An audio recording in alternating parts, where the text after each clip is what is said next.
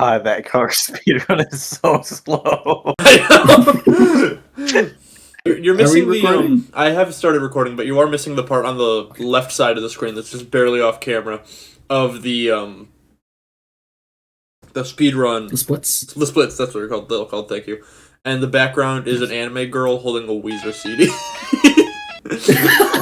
Wow. I was gonna say it was a give it until we hit the Weezer CD, and you really threw me a curveball. Is that the meta? I think That it might might be be, the yeah. Alright, Waka, you definitely have to intro this episode. I don't want to intro it. This is aggressively your fault.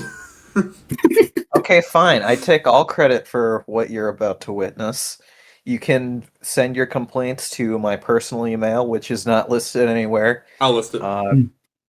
Good luck finding it. I have it. He does have it. He's not going to give it to you. As far as you know. Because I have his address. Uh-oh. I may or may not actually have his address. You might. Pokemon Sword and Shield. Pokemon Sword and Shield. Yes, I am Adam, or Rifter1. I completely forgot for 2 years that we're supposed to introduce ourselves at the start of the podcast. Oh, do we? Yeah. I am Adam, or Rifter1. Apparently, I was rewatching like some other podcasts, and like 2 that I've watched in a row, in the first episode, they're like, did you, in order to qualify for a podcast award, you have to introduce yourself in the episode? Really? Apparently. That's why we want haven't an won award. I don't either, but I just want to qualify. I don't even want to qualify. I don't want an award so we can have an award. I want to steal it from someone who deserves it more.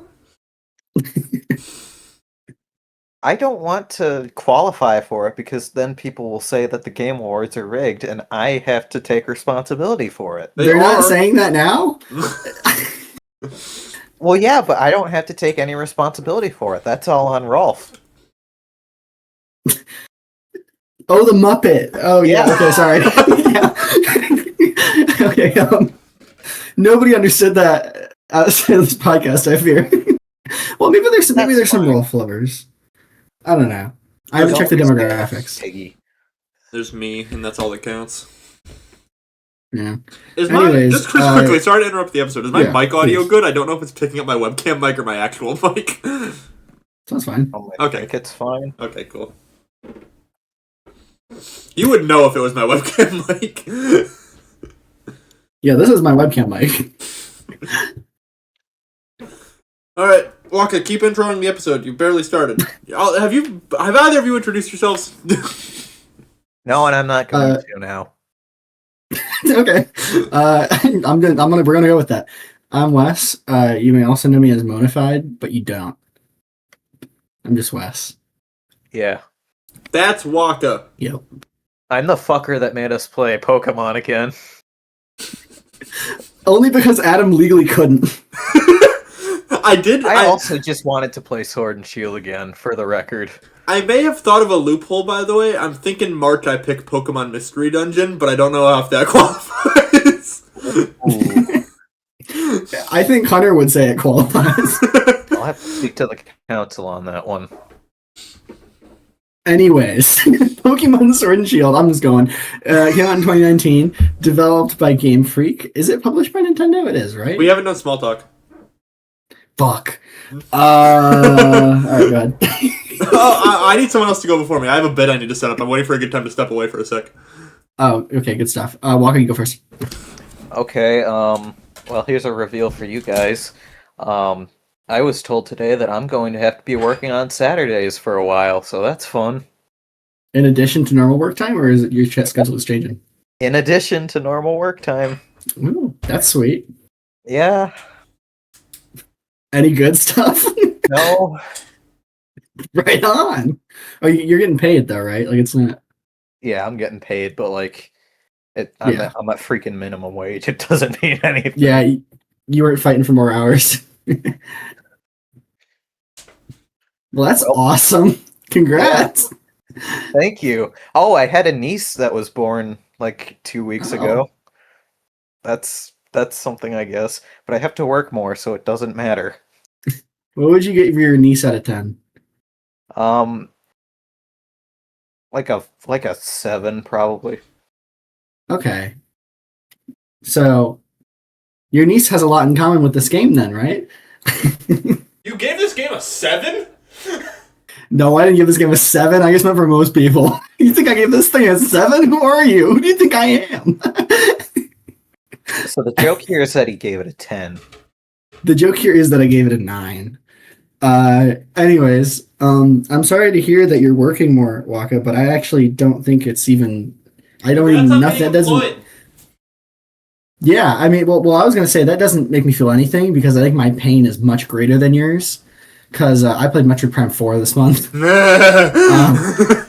and I'm thinking about maybe doing a bonus video on this because I think I've rarely been so heartbroken. Like, you know, sometimes you go into something and you really want to like it, and you're telling yourself you're liking it for the first third, and you're just, I don't know, like you want to like it so bad you're actually liking it, and then you finally hit that point where you're like, fuck, this has sucked since the start, hasn't it? and I came away from Metroid Prime 4 and I can honestly say I didn't like it. And that's so sad. That's so sad. I mean, listen, it's not a bad game. It's like a solid 7.5. But I mean, Metroid Prime games should not be below 9. So it's really bad. I would go into it here. I mean, you've been playing Prime 4 a little bit, right? I got to the Ice Wolf puzzle, and I sent the group chat as I was getting on an airplane. As I was about to take off, I sent the group chat the Sonic Miiverse post of "This is what a trap is." Like, I don't. And you put it down. I did. I couldn't beat the Ice Wolf section. It's just a survival encounter. You just have to outlast it, and I got bored. That was probably the hardest part. I don't think I died at any point in Prime 4, but that was the closest I got, and I wish I had died because it would have made me feel something. I don't know, man. I've been playing a lot of games this month. So yeah, that's the first one. And I also have been playing Resident Evil 5, which I'm like about to finish probably later tonight. And that game's actually really good, which I thought would be bad. So there's just been a lot of mixed feelings going on. Interesting. You know? Strange emotions about. And I played another game. Oh, you know what I've been hooked on, though? So we had the game that let me down, the game I thought would be mid, but is actually pretty great. And then I played a game I thought would be bad, and it fucking slaps. You want to know what's a great game? Cyberpunk 2077. Ooh. That game is fucking good. I have played, like, probably close to 20 hours of it in the past 2 weeks. It's like all I can do all the time. It is so good. I know you've played a tiny bit, I assume, because I think you got it on Switch. I do have it on Switch. It's on my shelf back there. I played it. So I played it a little bit, but my issues with Cyberpunk will always be that I can't give it too much props because it launched in such an awful state. And I know a lot of people are like, oh, we can move past it, but not me. It was just missing so much to the point where people are like, oh, this is a huge update for Cyberpunk. It adds so much, and it's like, it adds basic cop stuff that was in GTA 4. Like, it's... Pokemon fan, by the way. I know, yeah, I know. Yeah, that's right. I know what I'm doing. Yeah, that's fair.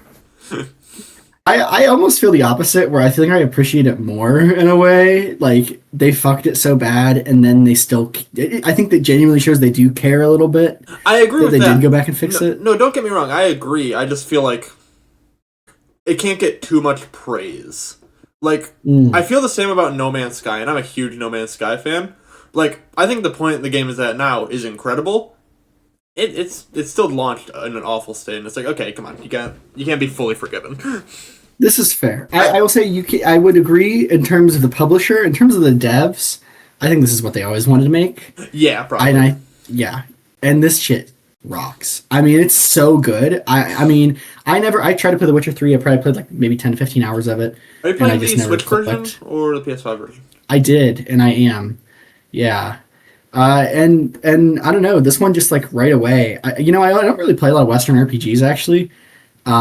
Like ever. I don't play Fallout. I don't play like Elder Scrolls games or all that stuff or Outer Worlds. But for some reason, like once every 3 years, I just pick one up and it just is like, it totally hits for me. And this has been that. I'm super into it. Good. Yeah. That's it though. But yeah, I guess Nice. it's been a month of video games, good, bad, and ugly. That's it's been the theme. I see good on one monitor and I see ugly on the other. Who's to say which is which? Correct. You know, if you look closely, you'll notice the quarter speed cars is actually running at a higher frame rate than Pokemon. Oh wait, I forgot. Oh, I don't need to set this one to quarter speed. It's 4 hours. Yeah. Oh, yeah. I should also mention, I'm filming in a closet. I thought it was Yeah. Insane Asylum. Welcome back to being in the closet, Wes. Thanks. No, we've always kind of been here. Wes is closeted, confirmed.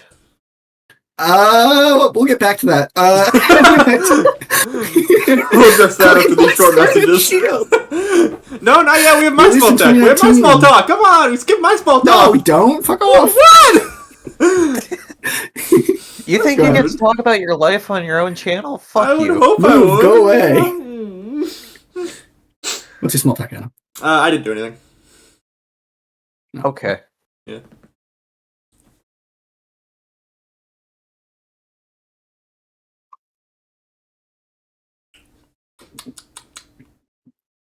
Except I went to Nintendo World, and I had a great Wow, time. that's so crazy and interesting. Wow. Okay, we can move on. No, please do talk about it. And I had a great. We've already known this. I had a great time. Okay, it was so cool. Wes, you didn't sell it hard enough. Okay, you should have warned me about those gift shops. Oh yeah. I lost so much. Look at. You see this bookshelf? You see how it's like every console and all that? Look at that one. It's just Nintendo World stuff. Oh, I see. Oh, you got the sign too? I got the sign. Yo, we got the signs. I got the trophy. There's like a Mario plush. There's a Luigi headband. Oh, I forgot. I was gonna grab my Luigi headband for the bit. Oh, Bit ruined. We have to restart the I got episode. my souvenir cup. I have some DK mugs down there. This setup is not fully done. Also, I was hoping to get it done before we recorded this. I didn't. As you can see on the ground down there, I have a bunch of lights that I'm gonna drill holes in the back of that bookshelf and like have each of them be a different color. I think it's gonna be really cool. I'm really looking forward to it. That is gonna look dog shit. Either way, another piece of small talk. This is the last video game book club episode on this channel. Egads. we're going to kick. No. Yeah. Please no. Rumble. Yep. We're going to It's- Rumble. you're Can we go to Rumble instead? Yeah, sure. I don't even know what that is. Oh, it's the YouTube. Kick is like Twitch's Wario. Rumble is like YouTube's Wario. I see. We're going to the Waluigi platform. Got it. Yeah. Anyways, I have made a new video game book club channel so that hopefully the 20 view episodes of Video Game Book Club don't tank the rest of my videos. But no, I've wanted it to have its own dedicated channel for a while now. I just kept forgetting to. But I've gone through, I've uploaded the entire backlog starting January 8th, I believe. Videos will be coming out daily, like the old videos, on the new channel. And it'll get through every old episode uploaded once per day. And then it should line up perfectly with February 1st when the first episode of the Call of Duty one, the first episode of the season comes out on that channel. And it won't be a plague on the Rifter 1 channel anymore. You're bringing us down. Oh, really? Yeah. I'm glad to be separate. Yeah. Yeah, fuck you guys. We are separate and more than equal. Huge Yeah. drama. That reminds me, Wes, I completely off topic. I just had a brain blast though. We need to record Race Wars soon. That's exactly what I was hoping you would say. It needs to be uploaded on Valentine's Day. We need to get that shit done. Wait. Josiah, will you install Fortnite? So we can have our very first Race Wars squad. First Race Wars squad, come on. Team of 4. I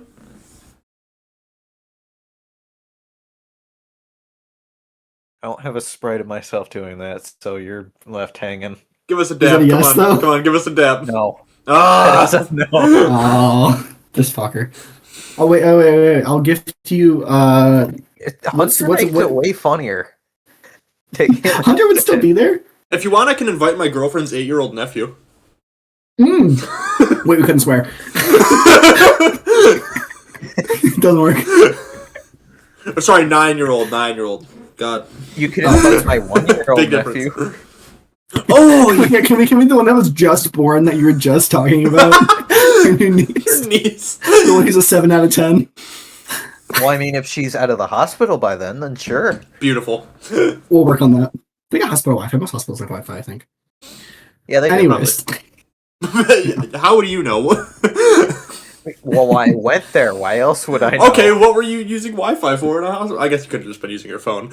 In my head, you're like on your 3DS downloading games. What can you even do online on a 3DS? Not much. Anymore. Pokemon Not Bank? much anymore. Yeah. I could get, like, the demo flip notes, probably. I don't even think you can. Those might actually be built into the system. I don't remember. Oh, I don't even know. Anyways. I was a DSi lad. Anyways. Fellas, I mentioned this about 6 times, but Pokemon Sword and Shield was released in 2019, developed and published by Game Freak. That's all I have about it. This game is pre-COVID. Oh my god, it is. Wow. What version did you guys play? I played Shield. I played Shield. I was hoping you two would play Shield because I played Sword. Ooh, there's nothing interesting about it. Nope. Well, there is one interesting thing. We'll get to that. We'll see. I believe. Wait, did I? I'm blanking because I didn't actually use it this time. Did Shield have Tyranitar? Or... Okay. Okay, that's fair. There's version exclusive Pokemon though, and that dictates my choice every time I buy a Pokemon game. What dictates my choice is which NSP I found first. I mean, what copy I found at GameStop. Of course, yeah. Which one you bump into first? Yeah, you're right.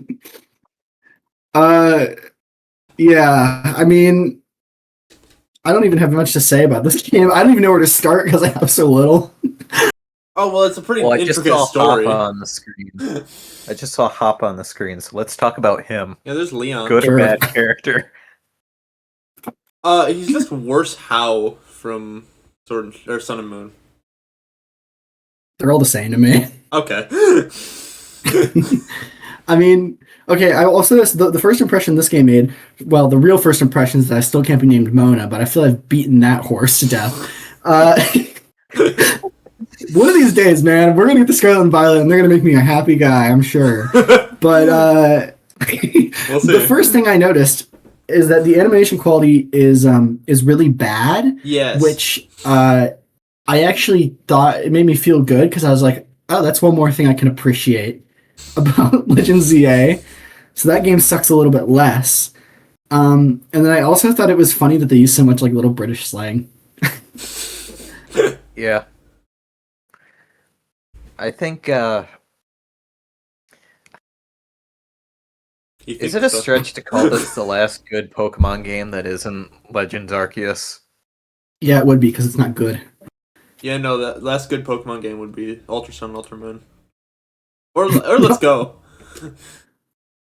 No, I will give you Let's Go, actually. I won't. Not until we play it next month. We have Call of Duty, you can't be saying that. I know. Well, here's the thing. I gotta say it, guys. I gotta say it. Call me a freak, but Okay, I'm starting to enjoy playing these Pokemon games in a way. Right? Yeah, it's like Stockholm Syndrome. And it's not because I like playing them. Oh God, no. But it's something about I would never do this. I would never ever spend 20 hours playing Pokemon Sword and Shield for myself. So, usually we play games where it's like, yeah, I probably would have played that eventually. Like, I would have played Thousand Year Door probably on, like, release day if we hadn't picked it, right? Right. Would never have touched this shit, I promise you. So I kind of want to play Scarlet and Violet now. I kind of want to play Let's Go. We're going to get to the point where Gen 10's going to come out and you're just passively going to be like, well, I got to play it. Yeah, it's like, well, it's going to be like Call of Duty, but instead of once a year, it's whenever they release a Pokemon game. So it's going to be like 8 times a year. Oh god. Mans is really looking forward to Pokopia. Fuck. Okay, I need to draw a line. Okay, I just had a horrible idea for a bit, which is that every month we play whichever Pokemon game released that month. That's So a lot for of the entire money year- to give the Pokemon Company. For the I'll say- entire year, we just play Pokemon. And then You we will also die in November. next year, so we're just making the same videos over and over again. All right, we can do that. Pokemon Book Club, we just play through one game of every generation every month, and then we loop the next year. Yep. We can play the opposite game of each gen. Oh, there you go. Yeah. So you play X first year, then you play Y. Yeah. That Then you goes go back for to 3. X. That goes for 3 years. Tops potentially 4 for the ones with 4 games per generation. Well, you would probably die of malnourishment if you did it for a year, so it'll work out. Anyways, yeah, any other strong first impressions? Because the first impression I had is like, goddamn, this is Pokemon. Like, there's nothing about it. First Which starter impression. did y'all take? Oh, Rabbit. Sobble. Rabbit. You guys are Fuck. lame. You're lame. You picked the most popular one. Boo, normies. I picked the one that looks coolest or nicest or cutest or whatever. And the blue thing looked fucked. And the green thing, I saw its third evolution and it looks really ugly. It So that was my Rillaboom logic. is ugly as sin. But I Did you like see its Centellion second as James evolution? Bond. There's a mega for this? I said second, not mega. Oh, no. I would just assume it's ugly. It's a freaking banana. Oh. Yeah, oh, I guess throw that out there too. So I probably have maybe seen like a quarter of the Pokemon in this game. Right. Yeah. I mean, for the first like 2/3 of the game, I actually tried to catch everything I saw because I tell myself that's the part of these games I enjoy, if you recall. Right. But then I figured out that I don't enjoy any part of this game, so I stopped doing it. Yeah, this game's catching is bad. Yes. You see, every Yeah. every time a Pokemon game is coming out, I just find out if I really fuck with one of their starters, and if I don't, then then I despise the game. Not literally fuck. Calm down. But if I vibe with the game's starter, then I'm like, okay, this game's gonna be good. I did not vibe. I see with why you any, picked the water type. Yeah, I did not vibe with any of the Sword and Shield starters. Shut up. Also, I liked with the bunny.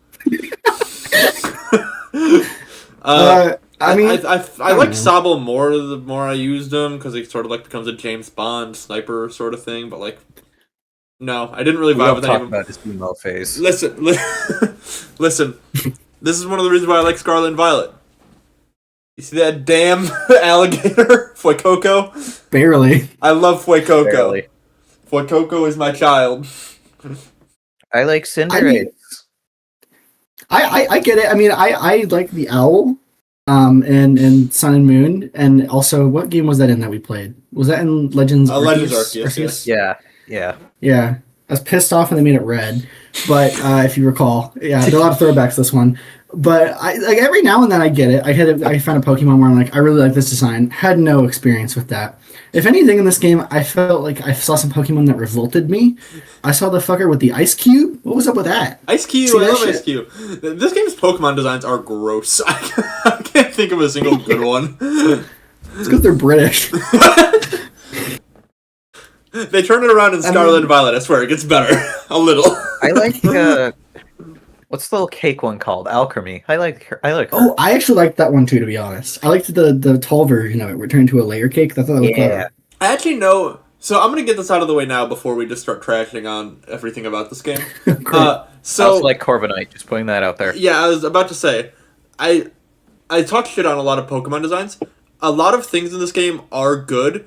You will experience none of them in the campaign. Okay, this game's I totally got that vibe. So this game's campaign is absolute dog shit, and I'm sure we're gonna spend the next 2 hours trashing on it. All of the like post game, not like the story post game, fuck that shit, but like It doesn't exist. competitive battling, shiny hunting, all of that stuff. There's a reason this game, I want to say, blew up a lot on YouTube because like A lot of people got into competitive Pokemon because of this game, because it was way more accessible in this game. A lot of people got into shiny hunting because of this game, because it was way more accessible in this game. This game actually does take a lot of steps for accessibility and getting more people into the community. That's about it. I will say, I feel like while playing it, I was not completely blind to that somehow. Like, I'm not going to give a positive take on this game. I'm sorry to tell you that West VGBC Modified is not Modified, excuse me. Mispronounced my own fucking name. But I'm not going to give you a positive take on this game. But I will say that, I mean, I think it does some things really well. Like, it very obviously is a game for, like, the Pokemon fan who just, like, wants to play a game for 800 hours. Like, I was disgusted when you told me that. But now that I've seen what the game is like, and it's like, okay, clearly the campaign is designed to be flown through in 5 seconds with no thought. And then the game is actually about doing the tower shit and the multiplayer shit and the whatever these raids and the DLC minigame thing is. That clearly that's the draw. I can see it now. I have a quick question before we keep moving on. Wes, you're playing a video game. It has a magic meter. It's spelled M-A-N-A. How do you pronounce it? Mana. Psychopathy. I know you're correct, but psychopathy, it's mana. Did you say Secret of Mana? Yes. I never talked about that game. Got his ass. Manatee's nuts. Oh, snap. That's actually really good. I don't know, I've always been team mana and team melee. I know there's some people who say melee. Like everybody fucking says melee. Every Mostly Canadian British people I've ever talked to on the internet pronounces my name Wacka. Wacka. It's a slur. It's a Pokemon reference, or not Pokemon, yeah, Paper Mario reference. True. Everyone I've ever met in my entire life pronounces my name Modified, which is so weird because it is spelled identically to Bonafide. One letter changed. They would never read that Bonafide. I've never understood the struggle. Honestly, I've never gotten it. Anyways, oh yeah, what I was gonna say though is that what this game reminds me of is Hyrule Warriors, because if you play the story in that game, which 90% of people do, it fucking sucks. It's so bad. You play it in like 8 hours, and there's like it's not even Zelda. There's like a lady with her tits out all the time. It's weird and bad. Just play the game. You know what I'm talking about. I've been thinking about getting Hyrule Warriors. Yeah, you're convincing me. Please do. It's amazing. Not the new one, the good one. And like then you play the mode that is designed to be like absolutely just like video game slop. Like it's just pressing the buttons in the way you remember, and it's just you can play it for 600 hours. That's what I think this game is. I think this game is Pokeslop. It's competitive Pokeslop. Yeah. Yeah. Yeah. I can't figure out if Scarlet and Violet is more slop or less slop. I think less. I mean, which is weird because it looks more compelling. I will say. It is. That's weird. It shouldn't be. To me, it looks. It might not be. No, it just is. Again, it shouldn't be, but it is. I don't know. We'll get there. Give it a month. Hunter's never coming back. I will say this too. No. Literally, the first line in my chronological notes that like wasn't about settings and graphics bitching is Rose is evil. Yep. And like this game's plot is, I mean, I thought it would be bad. It's astoundingly bad. Now we're gonna get into this. So there is no plot. So what is this, like a 11-hour game, a 12-hour game? That sound about right to you? About, yeah. Something like that. Yeah. So for the first 10 hours, literally jack shit happens, right? Not one event. And then, and this is so awesome, at the very end, they pretend there was a story. They try to gaslight the player. The first it's so great. The first ever Pokemon game based on One Piece. True. It just, I actually felt like I was being lied to, that I had experienced a Pokemon journey. I think they tried to implant memories of things happening that didn't. What the fuck do you mean the darkest day? You've never mentioned that until now. Like, that shit did not happen, right? Like, no, yeah. And it... Weird. Okay, I'm getting into lore stuff. I really shouldn't. They comment on it a little in ZA, how they're like, oh, the Darkest Day is potentially related to the ultimate weapon that was fired by... And it's like, okay. Oh, is that what you're talking about? A little bit. Last episode? I said there's a lot of lore Weird. implications. There's a lot of lore stuff in ZA into this game because Kalos and Galar are so close together in the actual universe. I see. I'd like to give my take on the story, which is that I think it's hilarious that Leon is undefeated because his team sucks. How has nobody beaten that man? He just has hype moments and aura. Bro will have Here's 2 Fidel. fire types if you choose Grookey. Oh my god, it's so funny because like after you beat Leon and he like look at the level of his Pokemon and the Pokemon he has, like you will never encounter anybody ever like worse than him. Like, you know, like if you go to the Isle of Armor, like every single inhabitant of that island is better than anything he's ever seen. Like how did this happen? You know? This brings me to my next point. So first of all, I would just like to say Isle of Armor is scaled to whatever your Pokemon are. Yes, I went there right at the start of the game. Yes, that's what I was going to say next. I got to the wild area and then backtracked to go get a Squirtle. Yep, same.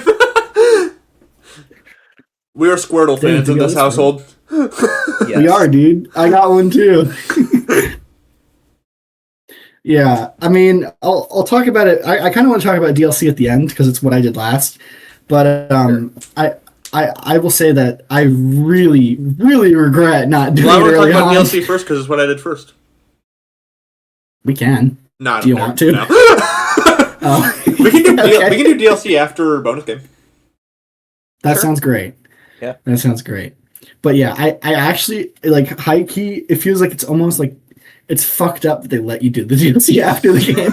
Like, there's one specific reason for that. You might be able to know what I'm talking about. I don't know how much it affected you compared to how much it affected me, but it single-handedly tacked like 3 hours onto my playthrough and it pissed me off. So, any guesses? It's because the DLC took so long to come out that everyone who was interested in it already beat the game. So, like, well, you have to let them do it now.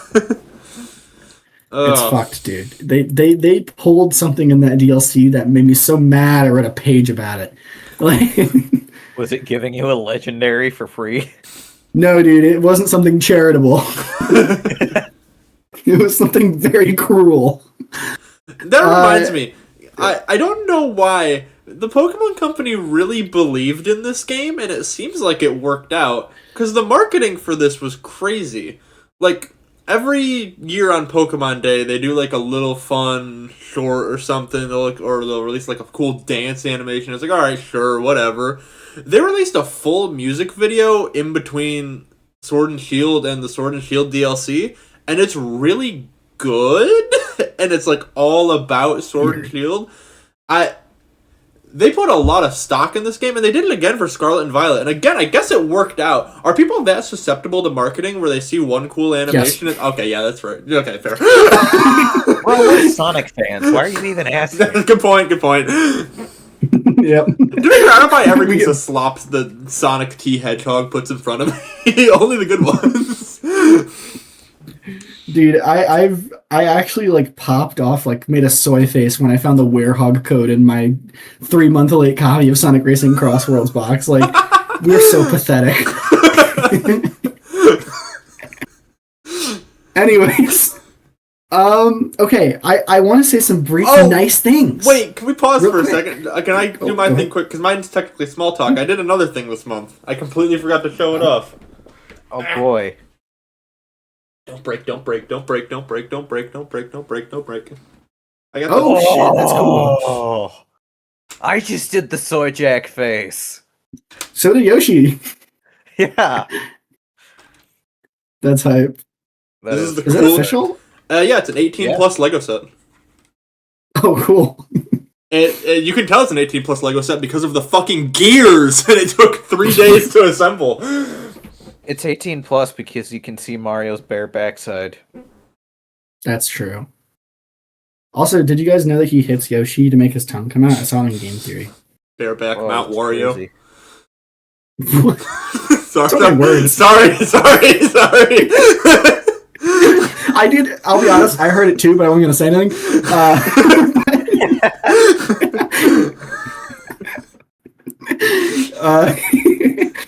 I was going to say two nice things. This is like I don't know if any viewers had this experience as a child, but in high school they made us say nice things. I think it was two nice things or two good things whenever you were mean to somebody. So say two nice things about them. So I've been really mean to you, Pokemon, so I'm going to say two nice things about you. The Sword Shield doesn't deserve it. Pick a better game. It's a one-time thing, okay? I thought, my first impression is I actually thought, like, artistically, that first town looks really nice. Like, the architecture, and then when the camera kind of pulls back and you can, like, look back and see everything, it was like, oh, that's not very Pokemon-y. That was very pleasant and nice. Like, I think this game... and this is the only way in which it is visually a good evolution of the like 2D-ish 2.5D kind of 3DS Pokemon style in terms of how it tries to do like more dynamic camera stuff sometimes and that kind of thing. Artistically it's nice, and then also the frame rate wasn't that bad most of the time. Yeah, every now and then. So Sword and Shield kind of suffers from the sense that it looks absolutely gorgeous when you're not in a wild area. Every like actual town or route looks really good, and that's kind of what Let's Go is as well. It's just that visual style, but in routes, different art style technically, but you get the idea. Yeah, I get you. And yeah, Sun and Moon would also be that if it wasn't 480p. Lower. yeah. So 3DS game, I forgot. But yeah, this game looks really good in the routes, and it makes you kind of wish they just kept doing that. But no, now it's exclusively open world, so everything just looks like the wild areas. It's rough. yeah. I kind of Can I make a request quickly? Forgot. Oh, please. Sure. Can we not talk about the tree? I was literally just mid-sentence about to talk about the tree. I was seriously... but all I was going to say is that I had somehow convinced myself that the N64 tree was a Scarlet and Violet controversy. So when I saw it in this game, I was like, oh, hey, I didn't think you'd be here. Hi, dude. Thanks you.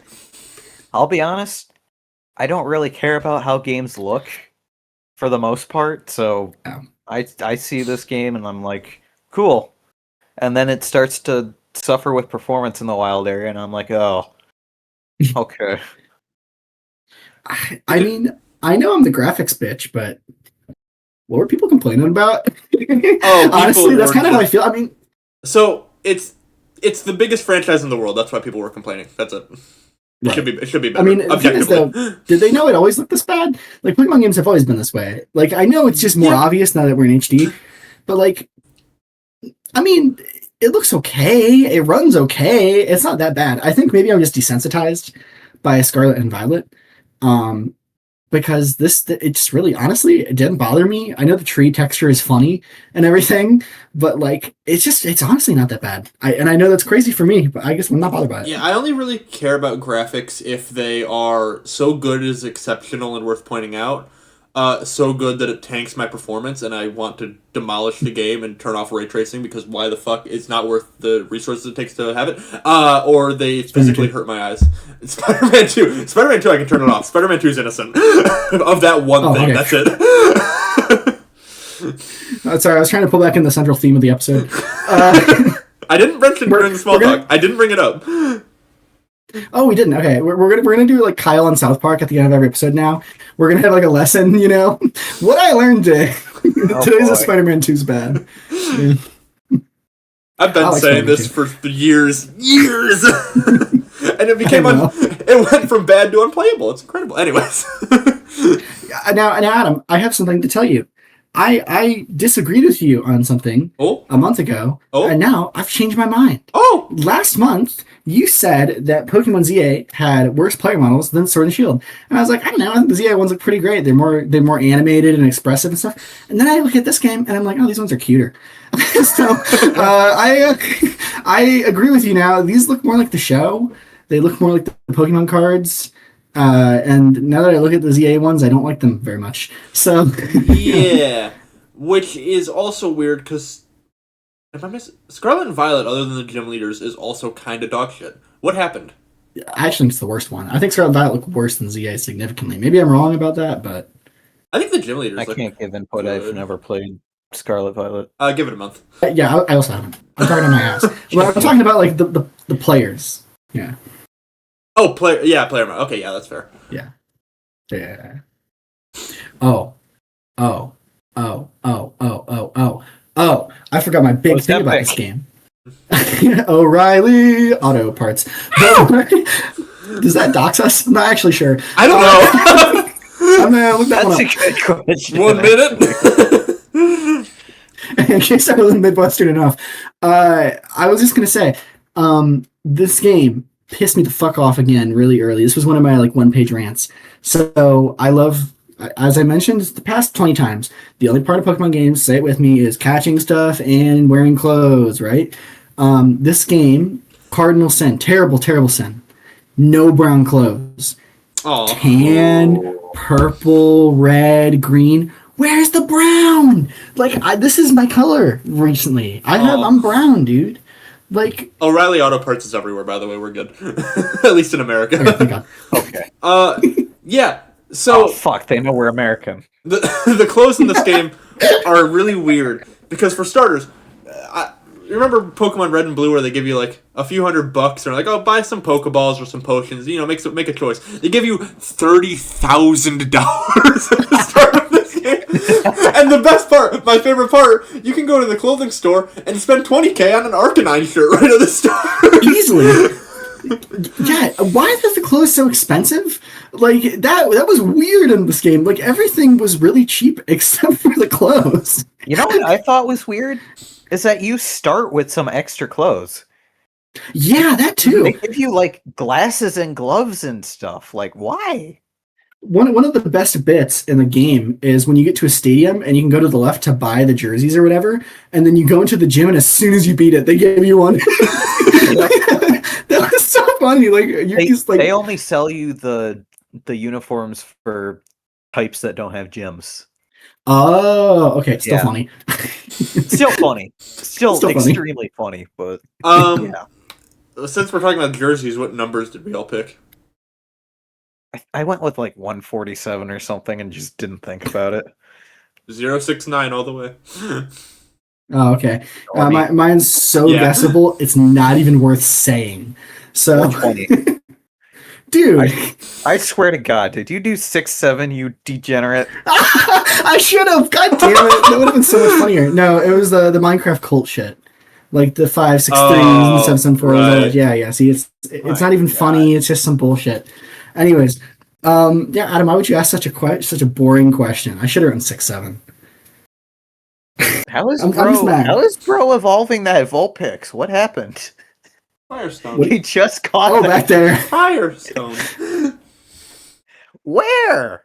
You can run to the back of the game. You can run to the back of the wild area and get one. I'm pretty sure. Yeah. Don't you have to like go across the water for that? I don't think so. You can explore the entire wild area right at the start of the game. I thought you needed the bike to go across the water to that one area. I don't think so. Oh yeah, the bike can go on water. That's a weird detail. Yeah. Yeah. Anything to not add HM's back, I guess. I thought the bike was weird on this one because like the normal walk speed is egregiously slow, and they make you use it for a decent amount until they give you the bike. If I remember, like not like a long time, but like long enough that it was annoying me. And then the bike has this weird like charge boost mechanic that just completely sucks. Like it should just let you go that fast all the time. Can I say something really stupid about the DLC real quick? Sure. So with the bike, you can pay to upgrade it in the wild area to get more charge, so you can do that more often. Yeah. If you go to the wild area in the Isle of Armor and you talk to the first NPC you see, she will just upgrade your bike to the max for free. Yeah. Dude, well, I never talked to her. I saw her comment on my bike. She's like, "Hey, I can do shit to your bike," and I'm like, "I have an hour to play this. Fuck off." I am so upset. Yeah. I didn't even know you could upgrade your bike in the first place. I did it, and I was upset. Just Like, why classic would I- game freak, dude. Creating problems for no reason. Like create a bike with an annoying boost thing that nobody likes, and then sell the solution to the problem we made. Awesome. Love it. Is it controversial to say I miss the bike? I miss it. Bring back bikes in Pokemon. What was it games. missing from? It wasn't in Arceus, obviously. And then Scarlet and Violet had kind of bikes, but it was just Stupid rideable fucking Oh. dinosaurs. And then ZA had fuck all, because kill yourself. Yeah. Yeah, ZA was annoying too because like you walk a lot in that game. My first. Why did they do that? Okay, The beta had mounts in it. I need to talk about ZA real quick. My first thought, as soon as I got control of my character in ZA, was, "Oh, you schmoove in this game when you walk." And then I found out later you get a run button, and I was like, "Oh, cool! I can schmoove more." Boy, was I wrong. Yeah, no, none of that. None of that. No fun allowed. Let's see here. Oh, here's a mechanic. They added one mechanic in Pokemon Tradition. They added one mechanic. Dynamax. Woo. Shit mechanic. Terrible mechanic. Yeah. Bad mechanic. Not good mechanic. The raids on paper. I like the idea. I like the idea of an MMO type thing in Pokemon. I could not play this game online. I felt like I was dependent on AI. I could not choose, and I always lost. That is The unfortunate. AI they give you is garbage. The most powerful one you can get is a Magikarp with Surf. Why? I know! It pissed me off! Or it's like Hydro Pump or something, but why? There's a Wobbuffet who will just spam counter and never get hit. I know, dude! What? Fuck that guy! I got hit There's a every time! Okay, to There's be a fair, Fable that just spams follow me. to be fair, the raids are all easy enough to solo, but also this is the worst version of this. What? They're not easy to solo when the They're AI not is easy to solo. throwing. You don't Dude, need you the AI. No, If you don't die understand. 4 times, then you're out, and the AI just Yes! speed runs death. You can. Oh, They can just literally just don't die. in the Just beat first them in the time turn. limit. All of them can die. You can get one move, and they can all die. I have 400 hours in this game. You can just solo Dude, all of the dude, raids. Fuck you. Dude, when the shield goes up, you just have to rely on them to break it sometimes. Yes, I know if you make your guy fucking big and he hits the shield, it breaks it. But sometimes you used it earlier, you use it later. Like, it's not always there. Sometimes it hasn't charged yet. And you just, if they hit it, then good. If they don't hit it, you're fucked. Like, it's literally RNG. It is literally RNG. I hate it. This I is a hated it. minor skill issue. It is not it's an RNG issue. You can solo all of them. I had no trouble with any of the raids. I became OP and I didn't struggle with them because I just like I my understanding, and I could be wrong about this, do the NPCs scale at all to your Pokemon level? I don't know. I never cared about the don't NPCs. think Well, early on, I felt like they got absolutely butchered alongside me, and then towards the end of the game, when I went back and did some of the early raids, like they seemed way more competent. But that could be placebo and RNG bullshit, like the entire fucking system. It is a Pokemon battle where you have less agency. You have a quarter of your usual agency in a series where you already don't have enough agency because of the RNG bullshit. Oh, your Pokemon flinched because he's a fucking idiot. Oh, it missed. Oh, they missed. Like, do you know how often in this game it happens where you use a move and your opponent uses a move, and then they miss, and then they miss, and then you do it again, and then you both miss a second time? That happens so often in this franchise. It's insane. I will say this. I know we said we were going to talk about DLC later. The Crown Tundra Max Layer thing. It fixes this because it forces the NPCs to use actually good Pokemon. It doesn't fix it. Yeah, that one you could kind of have friends. Yeah, but still, it makes it not impossible. Yeah. Well, I mean, I don't know, man. The Dynamaxing in the gyms also, because that's the only time. This is weird too, by the way. Like, they always introduce the mechanics, and then they try to make you use them as little as possible. They're like, please don't care about Mega Evolution. Like, that's how these games work. And in this game, they literally decided the only times you can ever Gigantamax your Pokemon are in these fuck-ass raids you'll never do in the campaign. Like, what? Literally never do in the campaign. What max raids did you guys struggle with? I'm actually searching my brain, because I did all of the Gigantamax raids solo. I got all of the Gigantamax Pokemon. Did you try to do them before you were, like, goated? I mean... Like, mat level-wise? They're really hard to find, but I did them, like, right after one of the gyms. One of the later ones. I don't know, man. The later ones, yeah. Probably okay. Right hand. I will say this. I think I might be understanding something here. So the first time I did these Gigantamax raids, I did like 4 or 5 of them in a row because I was like, okay, this is a core mechanic. Little did I realize they're completely unnecessary. Yeah. Well, I did them and they were so easy. I thought, can you even lose these? Like, it seemed almost impossible to be able to lose them because I wasn't doing anything and the AI was soloing everything, right? And then as soon as the AI wasn't good enough, on the higher level ones, it felt literally impossible. So I guess my impression is, like, the easy ones are comically easy and the hard ones are comically hard. The 5-star ones are really, really hard for me. Not because I'm not good, but because the AI fucked me every time.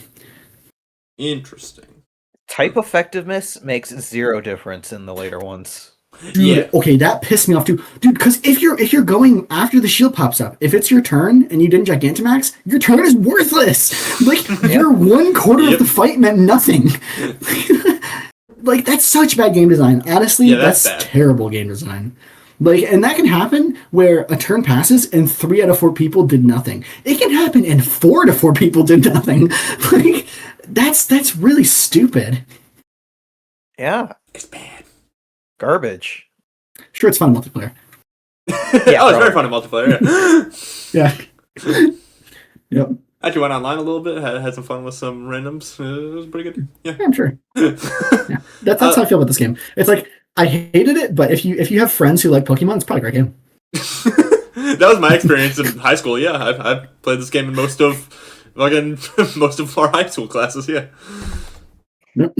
And so Dynamax is by far the worst of the 3 gimmicks, because there's Megas, there's Dynamax, and there's Terrestrialization, which is the best one. What about Z moves? Is that the Zs? No, Z moves are Sun and Moon. Z moves are also technically their own gimmick, but they're different and stupid. Yeah, I mean, they are. Okay. They're cool. They're cool when it's just like a unique move for a legendary Pokemon, but it's like, I'm gonna use my Fire type Z move. Shut up. Terrestrialization is the best one in Scarlet and Violet. So I guess that's another point for that game. Cool. That's I don't know yet. We'll get to it. Yeah. Okay, people online, this is interesting, like to say that the cast of this game is great. What game were they playing? Because this game doesn't have a cast. It just has cool character designs. Interesting. The character designs are good, I think. There is no cast to speak of. Yeah, I don't think I know people say that a lot about Scarlet and Violet. I haven't personally heard that about this game. They might be talking about the anime. I read it a ton. Well, when I was looking online, like reviews and stuff, a lot of people are like, I love this set of trainers more than any other Pokemon game. Like, you've got, I can't remember names. I'm sorry. The water one and the fighting one, and the. I see what we're saying. Okay, yeah. So the women. Yeah, this is the issue with this game. It's what I was saying last episode. With everything in the Pokemon franchise is the highest possible quality, except the games. Yeah, these characters are great in like the anime and the shorts and all that. You know that music video I was talking about? Here. You know the music video I was talking about? They get like a central focus in part of that, and it's like really cool and personality driven. It's great. They're great characters. Yeah. I once again had the experience. I once again had the experience that these are not Pokemon characters to me. These are characters of X, the Everything app. Like, I have seen these guys. Like, I know you, but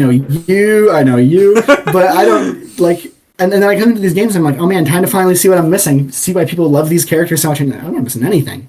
You aren't a character at all. You're a drawing. There's a lot of stuff you gotta fill in the blanks with if you want to understand.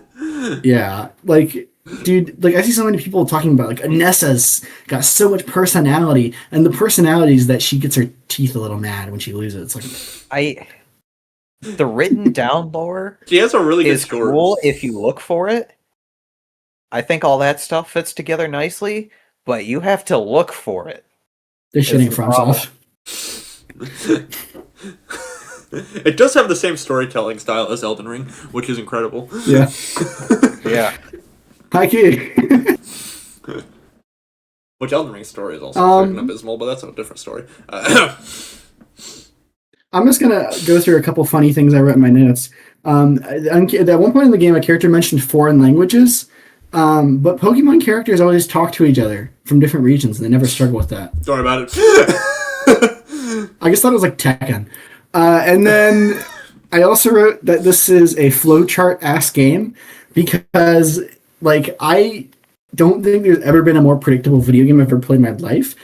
The number of rival fights in this game, have there always been this many? Is Hop as annoying? Is everyone annoying as Hop is in terms of constantly trying to fight you? Because in this game, I thought it was insane. Honestly, yeah. It has always been like that, kinda. Dude. Yeah. Because it was after every single gym, I think. Hop is annoying. That's all there is to it. Fuck Hop. Yeah, Hop is extra annoying. Yep. I really like this game tries to give personality to the trainers, where every time either you do a critical move or they do a critical move, or you do super effective or they do super effective, they like do a little dialogue cut in to like make them seem impressed or really confident or something. You guys remember the environmentalism stuff in this game? No. Yeah. Isn't there like a whole part that we were just at in the speedrun where we're staring at like a factory and they're like, oh, what's that all about? Yeah. Why'd they do that? That's the game, dude. That's how people the game. Well, it's not entirely true. I don't feel like this game makes a lot of questionable decisions. It just doesn't make any decisions. You know? It's not very bold. There's nothing bold about it. Didn't ever touch the curry thing, by the way. Literally, the camping shit, the curry shit, not one time. I did it like twice. Yeah. Same. I thought it was funny that they invite you to go eat at restaurants like 5 times this game, and you never see food. I thought that was great. Since it's randomly on my mind, here's a version difference. You guys had 2 different gyms than I did. Yes. I had a fighting gym and a rock gym. I had to do a quick heads or tails of if it was rock or ground, because those are both types for some reason. Wait, those are different types? Yes. Are leaf and grass both types, or are they... Just grass. It's just grass. I hate the series. I hate the series, dude. I fucking hate the series. This was a first impression thing I forgot to mention. Best part of the game is when you open the map for the first time, you're like, oh, that is a straight line. That was crazy. I couldn't believe that shit. Mm-hmm. Like, I feel like Pokemon games are always kind of like that in actuality, but like this one's so unapologetic. Really enjoyed that. The only game that really wasn't like that is like Red and Blue. But also that game is developed by a toddler, so I don't really know how you get there. That's more on accident. I'm just going through all the random assorted stuff. Sorry, real quick. I had a mental breakdown. So I was fighting a pseudo, and I used Pyro Ball with my Pokemon. And dumbass. You got duped. Pokemon type advantages are so stupid. And then a couple of lines later, I wrote, "Oh my god, pseudo wood. He's not real wood. This bitch a ground type." Rock things with water. I've been playing Pokemon games for 15 years and never got the joke. You got tricked, idiot. Isn't there an entire side quest about that in Legends Arceus? Bro, yeah. Probably. You think I read that? I cannot believe I fell for a Japanese man's joke written in the 1990s, dude. I fell for the fucking prehistoric fossil prank. That was fun. Oh, another funny thing. I never saw the tutorial for opening the box because I didn't do it until the DLC. There's that. Just a lot of bullshit on this playthrough. I didn't take it very seriously, to be honest. This is the best game ever made. Yeah, I agree. Top 1 Switch games. So, yeah, nothing. I was gonna say, alright, what's like the midway through the story? Nothing really happens until the end. I guess you mean There is no B. story. Who's B? Who's this B fucker? Is it B? Is it Bede or A Bede's the gym leader? Bede, that's what I'm thinking of, yeah. That shit fucked up my notes because I mixed them up constantly, and she Yeah. wasn't even in my game.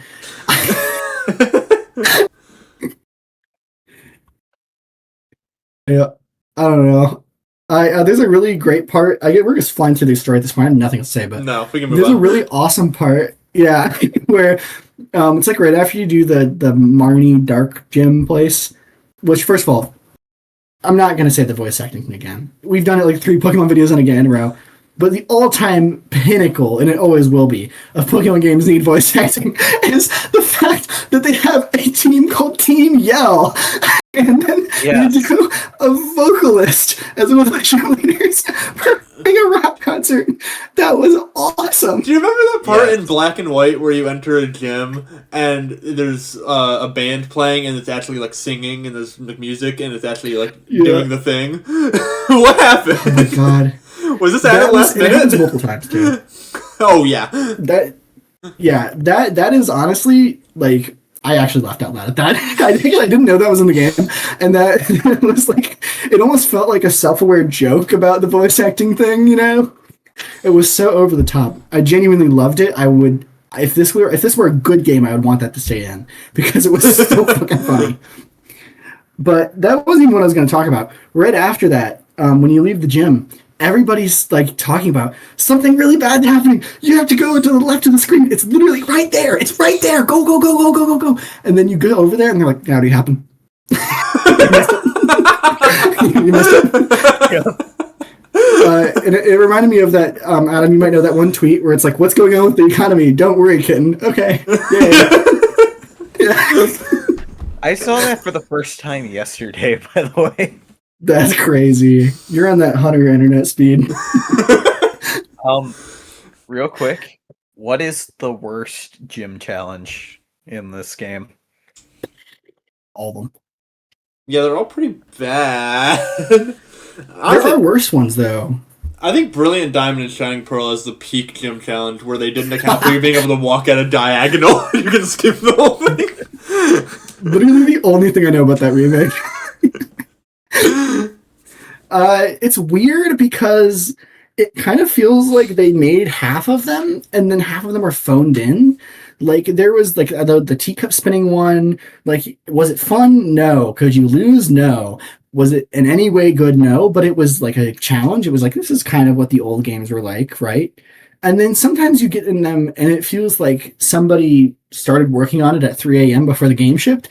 And it's like, fight trainers, but sometimes there's a trivia question. I would argue the Wooloo one is the worst one because it's the only one that makes you actually do stuff. I thought that was maybe the best one. Well, yeah, it's the only one that's an actual game, but that's why it's a problem. It's an outlier. That's actually true.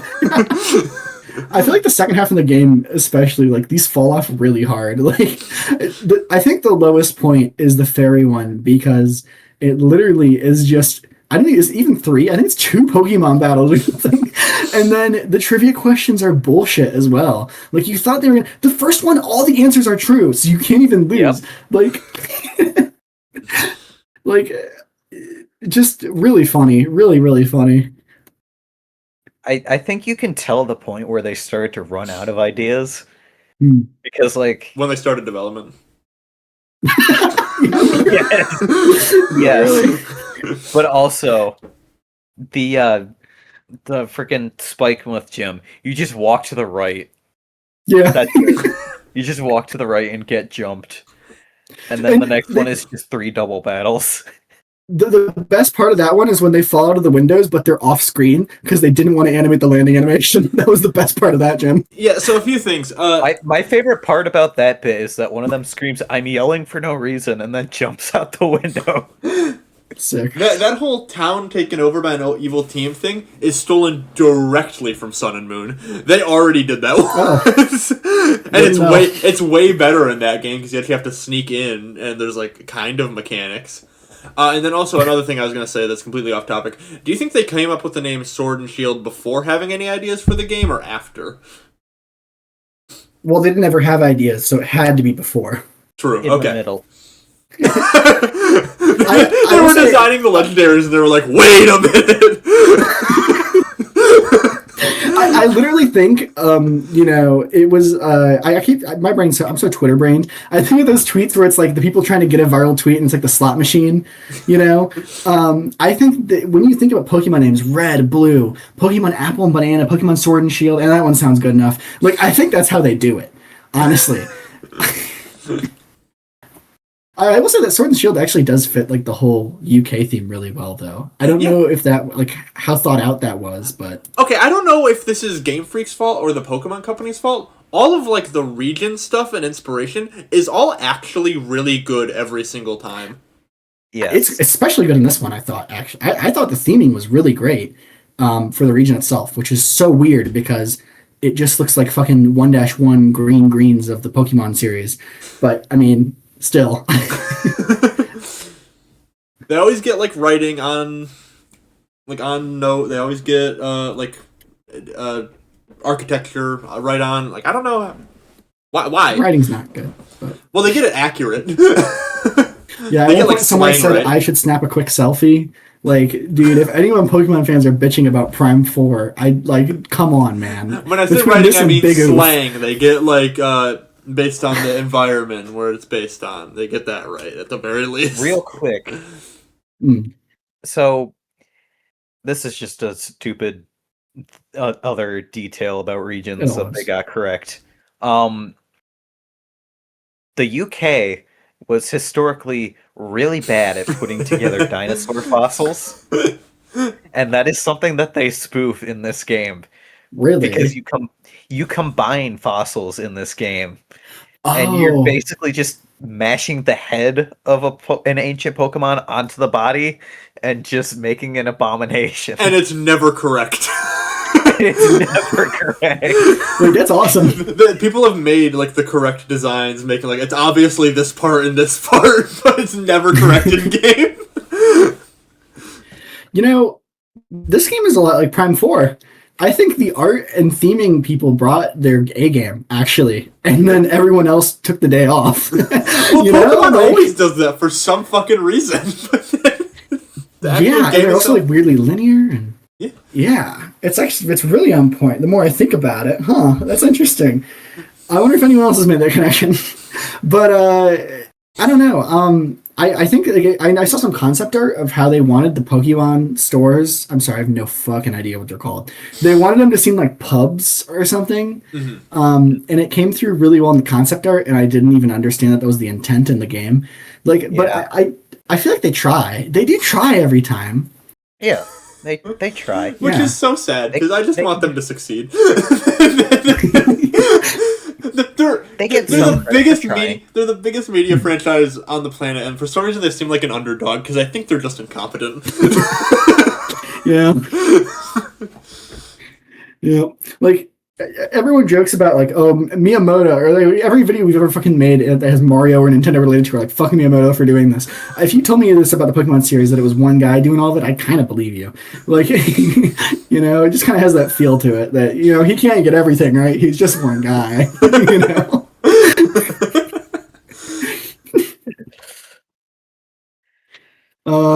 You guys like my FNAF keyboard?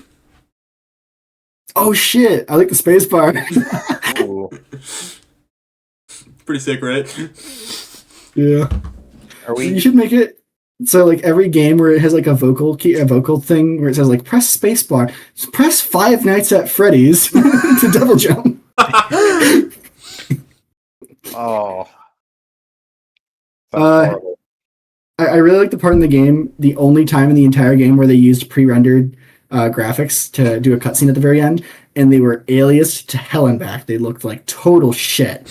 And if you looked at the edges of the screen sometimes, you could still see the game running behind it for like 1 pixel on the edge. And they also did that on the end screen. That was fantastic. One of my favorite parts of the game. It's like I said, you can't judge them too hard. They're the underdogs. It's one guy. It's one guy. Come on, I've made that mistake before in YouTube. You tried. Come on. Literally how it feels, dude. It's literally how it feels. Yeah, the water, the reflections lagged the game out, but like, dude, maybe he didn't test it on any one PC but his own. Like, maybe he has a 4090 and he just doesn't know it's unoptimized. It's so funny because it's only on the Switch. Oh. He actually optimized really well for the hardware he was on. Like,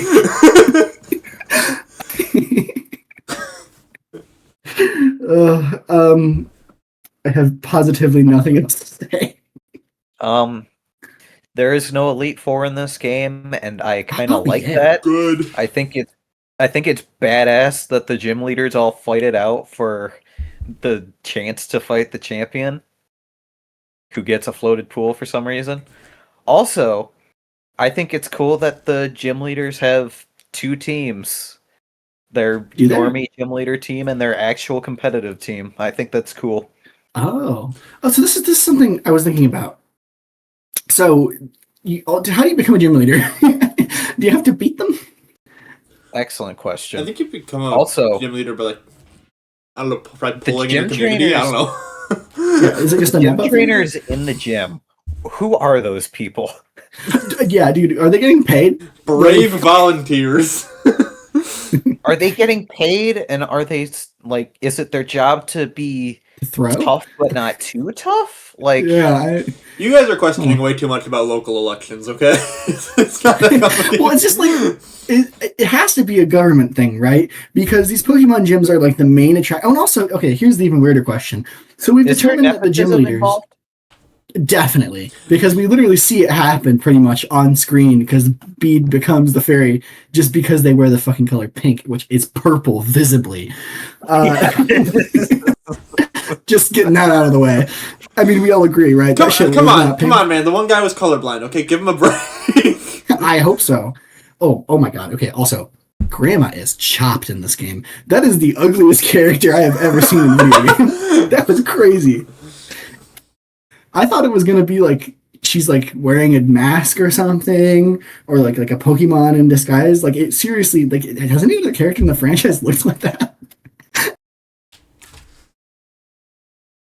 Not that I know of.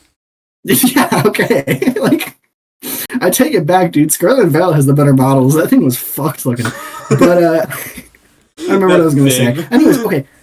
So the gym leaders, we've determined they're like appointed by some kind of council or government or some shit, right?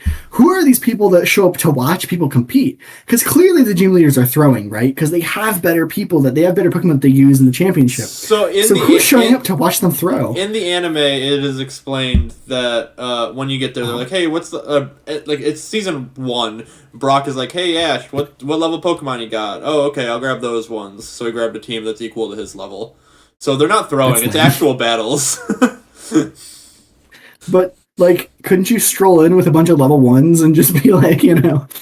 They'd have to get level 1s, I guess.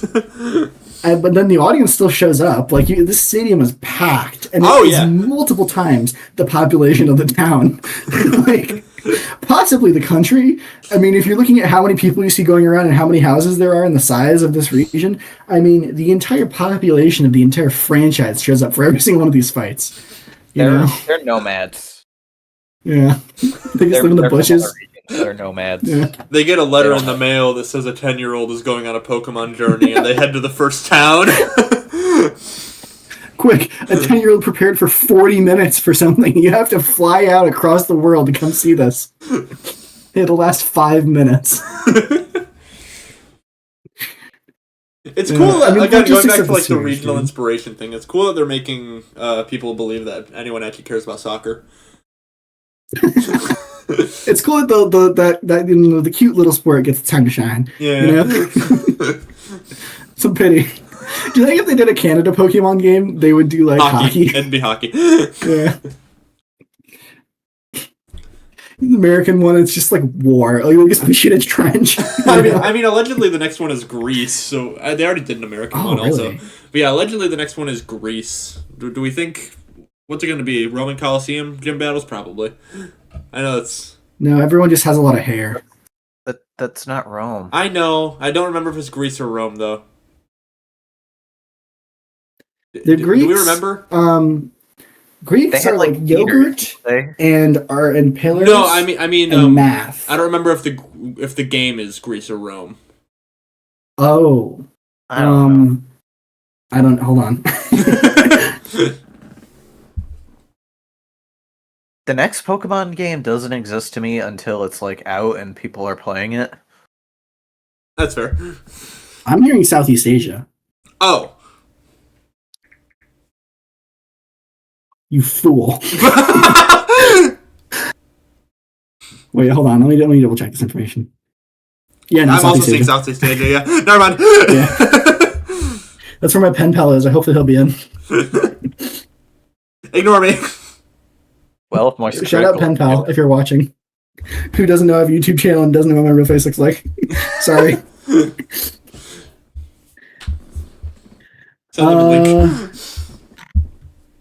Dude, I'd rather die. Dude, his impression of me is the emoji version on Twitter. If he hears me talk like this, it might kill him.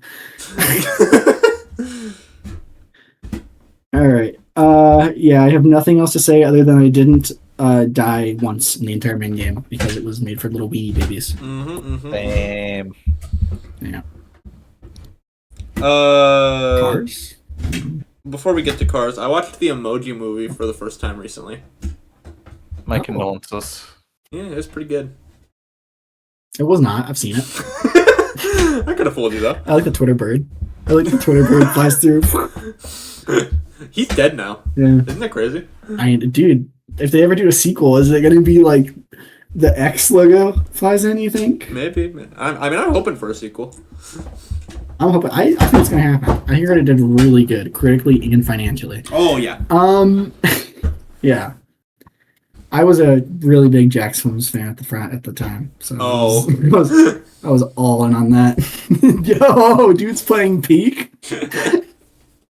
Hikey the best race in the game. This one? I like Tailfin Pass. Yeah, but the Grand Prix is like garbage. Is it? I don't remember disliking it. I just like Tailfin Pass in general. This one's like... Maybe I'm thinking of the circuit. Yeah, I'm thinking of Tailfin Circuit. That one's just like a circle.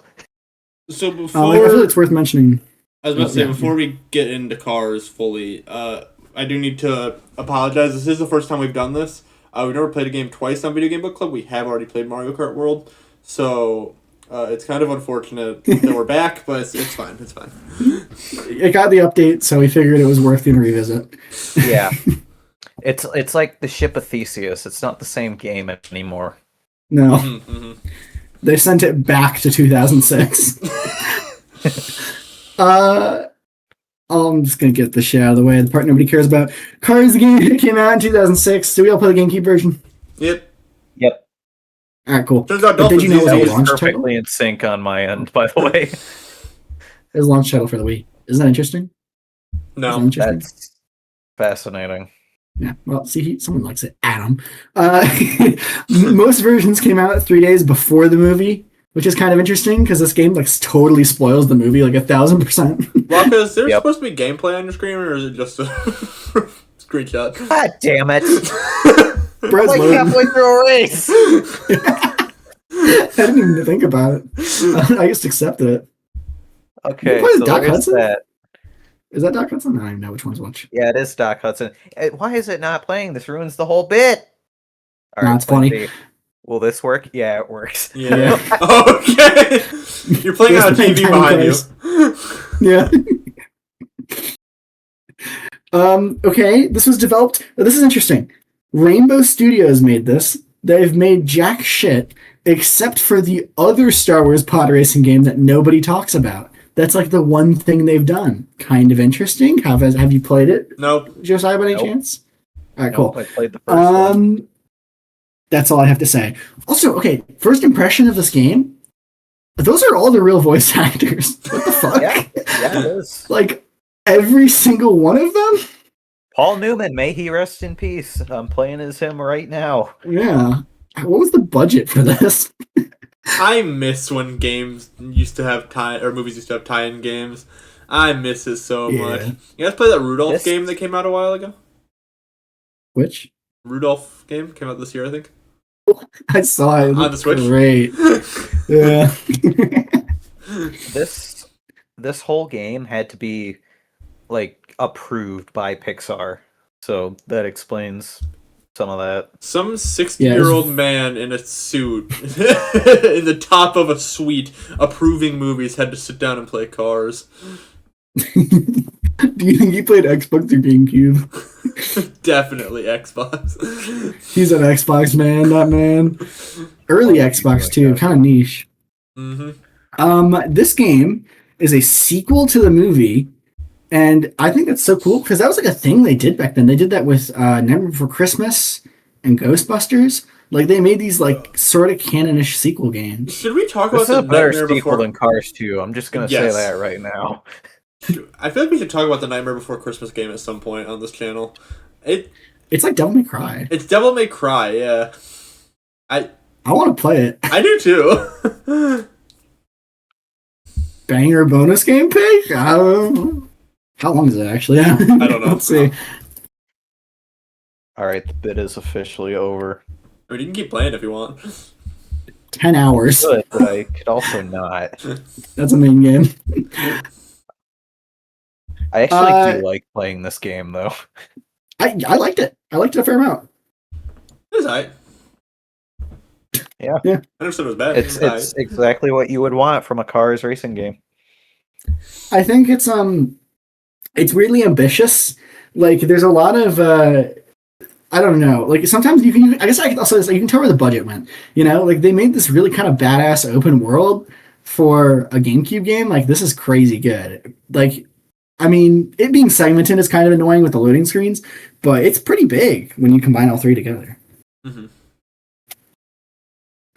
But then you do those big circuit races, and it's like, oh god, what am I doing with my time? You know.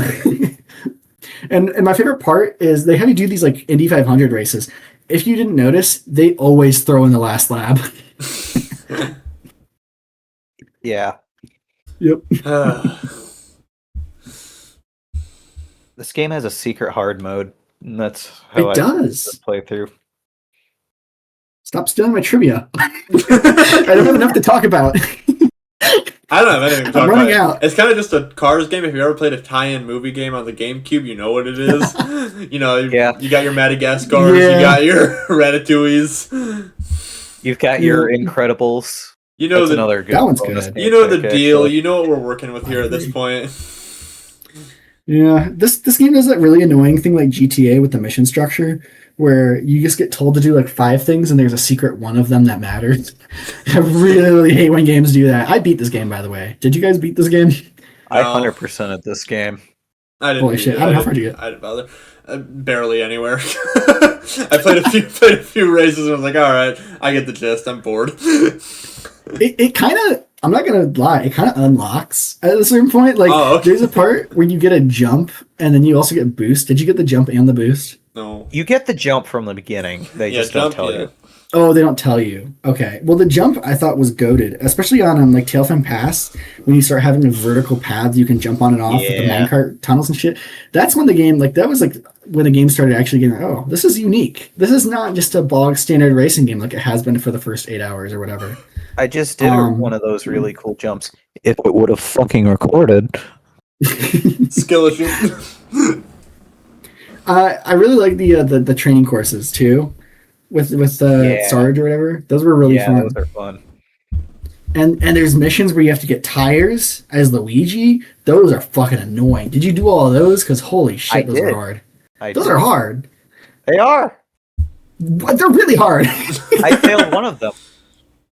Dude, I think it was the second to last one or the last one where it took me like so many tries. And there's like so many levels of this too. I did all the Mater levels. Those are pretty... Yes. It turns into a stealth game for some reason. Yeah, this game has weird shit. Like, you can tell the developers didn't want to make cars. Like, all they make is racing games. You look at their portfolio. So they tried to do some stuff that isn't cars so desperately. Like, there's this part towards the end of the game where there's this random heist level where you play as the bad guys and you're playing on like an infinite road, and you have to grab packages, and it's this totally new gameplay style they only use one time. And it just feels like, man, so much development time must have gone to this 5-minute thing that like didn't even turn out that good. These guys did not want to work on Cars for an eternity. That's how it feels. We said, but again, that's every movie tie-in game. They just keep doing that. Yeah. Like, my favorite example of that is Hotel Transylvania 3's game is a fucking Pikmin clone. Like, I've seen that. I have seen. Wait, I need to see it's this. Good. It's genuinely good. I didn't even know there was Hotel Transylvania tie-in games.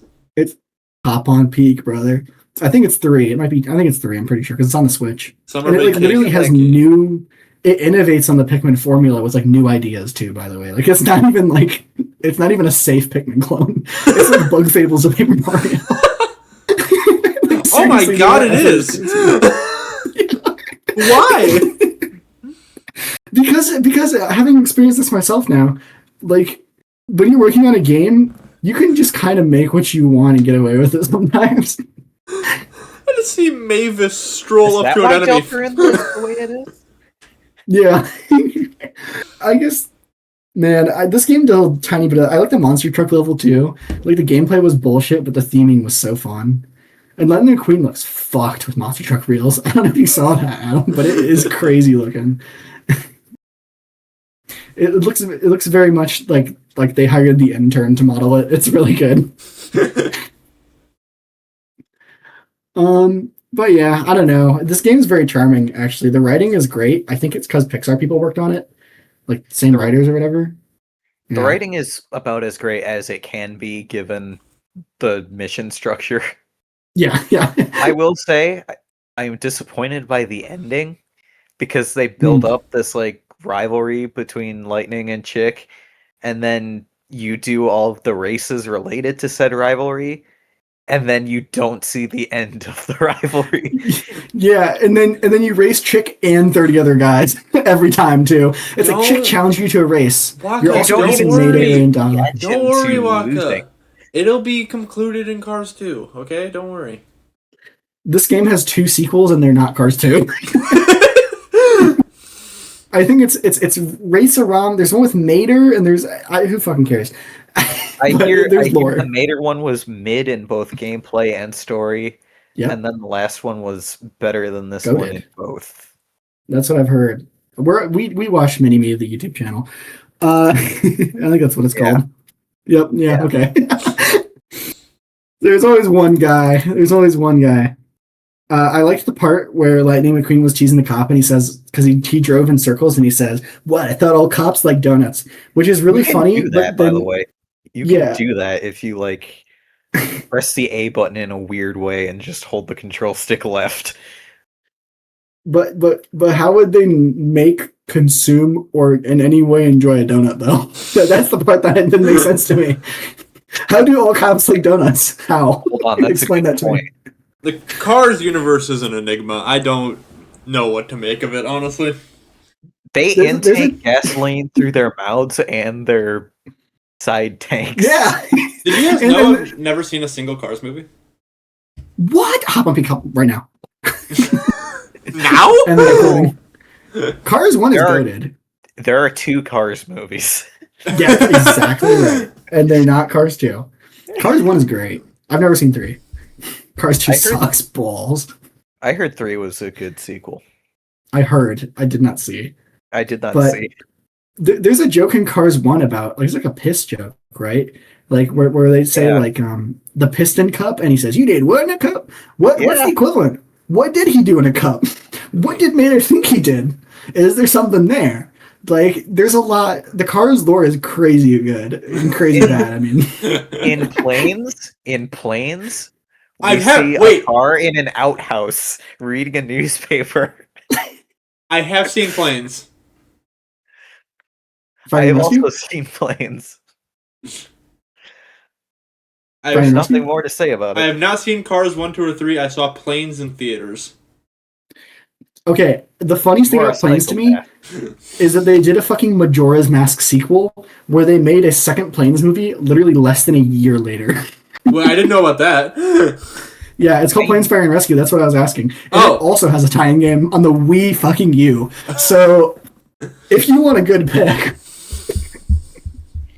You know, there was a series of animated shorts about Mater, and Yeah, Yes. those have a tie-in game on the Wii. great. We're not talking about Cars the video game. No, we're not. I'm out of stuff to It talk is, about. there's not much to talk about. I think the open world is really great if like kind of purposeless, but in terms of like Radiator Springs in an open world environment, they fucking kill it. I think Yeah. Tailfin Pass is great for racing and is one of the worst open world environments I've ever been in because it is literally one road, and to get to any races, you have to go through the whole road. And how long does it take, Josiah? Like literally like 2 minutes to drive to the race spot from the entrance or something ridiculous. Like that. And there's no fast technically- travel, There is technically fast travel. but only when it's not helpful. If you open the Z menu, you can like scroll through all the different missions, and if you start one, wait through the loading screen, and then exit it and wait through the loading screen, you'll be Oh yeah, should have done that. Great Yeah. idea. Great. But I don't know. I think the best part of the game is the voice acting. Like, actually, and this is a really funny thing they do. This game has like licensed music, and they've clearly taken inspiration from Tony Hawk because like most of it, like half of it, is Cars style music, like like American old school rock and roll. No Life is a Highway, unfortunately, but Unfortunate. like good stuff. It's very unfortunate. But then the other half is just fucking Tony Hawk pop punk, which doesn't fit at all. It's really funny. It's really bizarre, and I honestly kind of can't stand pop punk music either. So it's kind of miserable. There's also only, I believe, 8 songs in the entire game, and it is not a short game. Not that short. It's more than that, but In in terms of the licensed music. A lot of missions have their own music. Oh yeah. I mean, for races though, of the race music, I think there are only 8 songs. Yeah, that sounds about right. Yeah, and I will think it's say, randomly real picked quick, too. Well, Yeah. real quick, since I'm thinking about it, because it has a very noticeable different music. The sheriff missions, hate them. I don't even think I played them. You just the way they work is there's just 3 cars driving around the open world, and you just have to follow them for like a minute at a time. I mean, this is kind of what Adam's saying. Like, this game has like every fucking licensed game bullshit trope in it. Like, it has every single one without fail. Weirdly impressive thing that seems like it doesn't fit and clearly took a lot of time and money and isn't fun. And then ending out of nowhere with 0 fanfare. Like, every single one of these games has all of this stuff in it. Yes. Yep. But I don't know. I enjoyed it. I think people who say this is one of the best licensed games of all time are insane. I think they probably played the first 5 minutes and were like, "Holy shit, open world cars!" And they didn't play the other like 8 hours of it and realized that that's all it is. Dogman on the Switch. Amen. Honestly, I would like to play Incredibles for the GameCube at some point. I want to play all these GameCube licensed games, dude. I really enjoyed this. I don't. I You want can to play tell. the Jimmy Neutron one? Do you want to play the Jimmy Neutron one? Can we play the Actually, one? wait, that's like- there's 2 of them. I think there's 2 of those. One of them sucks ass, and the other is actually okay. There's another guy named like Talk or something where Nick made the game first and then they didn't end up making the show, right? Or something like that. It was Like Talk and the Tack Power of Juju. Oh, Yes, Tack. exactly that. Did they make the thing, or did they just make the game? Let me check. That's a great pick. Adam will love it. It's the most PS2 PS2 game you've ever played. Adam, look this up and just react to the first image you see. Okay, alright, I'll do that. You will not regret this. Okay. What's the first image? Is it Tack? Oh yeah, that fuck ass cover. What am I looking? It's- Oh. I've seen this before. I actually own this. You own this? Yeah, dude, I have the PS2 version. Hop on Peak. Yeah, dude, it's giving Ice Age, baby. Anyways, That's probably why I never got mid. yep. The game's bad, by the way. Yeah, nothing to say about this game. I think it's pretty good. 6 to 6.5 out of 10. Very competent GameCube racing game. It is a GameCube racing game, not good. Agreed. I Yep. consider it to be a comfort game, though. Yeah. Like I would almost say it became that. I'll just boot this up and do some races on a hard night. It's painless. There's nothing bad in it, I wouldn't say. It's harmless fun. Yeah. It's harmless. Okay, sure. Yeah. Adam, what would you give the 30 minutes you played out of 10? Bro, I don't fucking care. I know. Yeah, I don't. You know what? Screw it. My averages have been low recently. I'm gonna give it a 10. Get that number up. Yeah. Get that number up. I knew it was coming. I knew you had it in you. I could see it on your face. You're just waiting to get that out. Yeah, I was really anticipating it. Well, if you thought that was fun to talk about, the Pokemon Sword and Shield DLC, which I didn't finish, is thank God. Yes. Okay, you send that over to me. I'm gonna go take a piss. Enjoy. How do you think he pisses? Oh, you mean like the car? I thought you were just asking me. Probably in a toilet. Okay, well. Okay, wait. Well, hold on. Do you think Rifter 1 YouTuber pees setting up or setting down? I think he pees the same way everybody else pees. One leg at a time. Don't come back. We're not done. I haven't left yet. I think he pees sitting up. Like, just to be clear, not standing up. Like, he sits up. Well, we're in his bathroom, so we're about to find out. Oh, God. Actually, it kind of looks like a ham. Yeah. You're in the shower right now. You're facing the curtains. I'm seeing it all. You should wave at him while he's doing it. You should see if he waves back.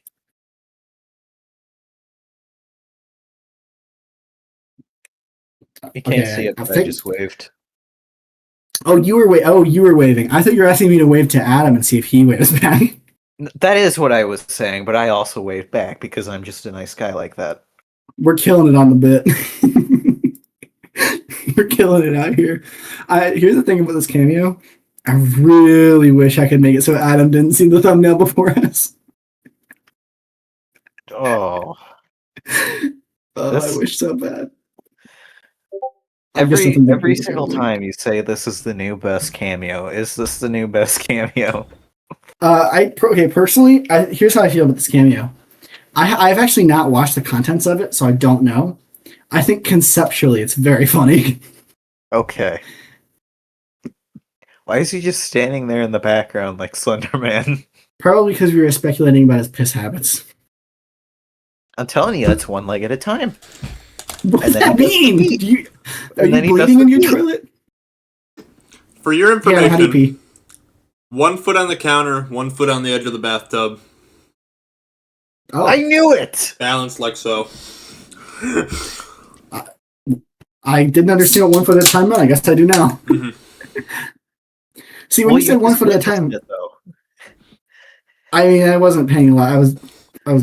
Well, what? See, I can't say I was distracted because that sounds really bad. You're thinking about other things. I get it. Yeah, no, it's cool. I was thinking about how much I loved talking about cars in the video game. I think that's what it was. Mm-hmm. Adam, I just DM'd you the Google Drive link. Okay.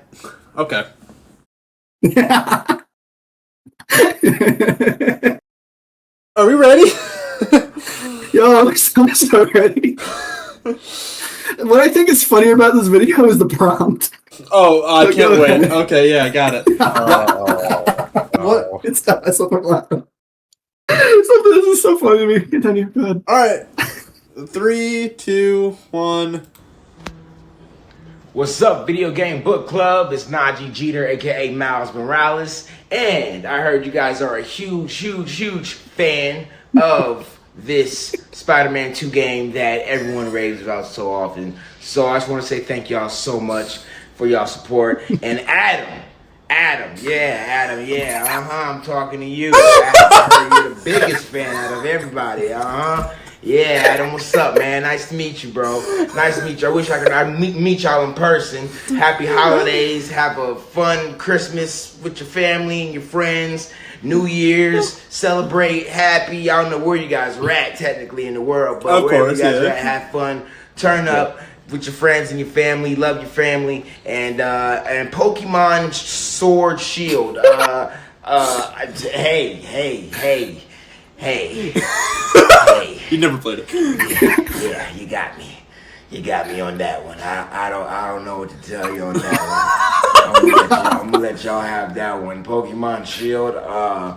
Yeah, I'm not for sure. I know Sarah Pacelli. She plays Ash in one of the Pokemon. Oh shit! I know her. If she's a part of that, that's cool as hell. that Pokemon is probably dope. But yeah. You got me stumped with the Pokemon Sword Shield. Happy holidays, y'all. Not you signing off. All right. Okay. So Nice. I know the bit of that was me talking shit on Spider-Man 2 and you getting me a Miles cameo. I like Miles in those games, so that's still sick. No. I wanted to specifically let him know. I want the voice of Miles to know that you are, in the world, the number one biggest fan specifically of Spider-Man 2 for the PlayStation 5. I told him that my buddy Adam cannot shut up about how much he loves Spider-Man 2. And so I want you to know that every time you play an Insomniac Spider-Man game, when you hear Miles' voice, that man thinks that you loved everything about Spider-Man 2. You know what? I'm gonna say it. Good. It's willful. It's willful ignorance on his part. He can believe that. I don't want to hurt his feelings. No. Dude, I wasn't sure if he was gonna call you up by name because the part I watched, he hadn't done that yet. So I was so happy when he went. You two are sadistic, and I am here for it. Yeah, don't worry, you'll be the victim next time. I just gotta find out somebody you hate so I can tell them how much you love them. I hate everybody. Or vice versa. I'm gonna get a cameo from Toby Fox, and he's gonna be like, "Hey guys, VGBC, so glad to see you. Adam, my biggest fan. Wes, you love me. Josiah, listen, dude, I know you don't like my games. You don't have to be such a dick about it. Like, if I get Toby Fox to say that to you, I could do a backflip for him to say that. We'll shoot him a DM.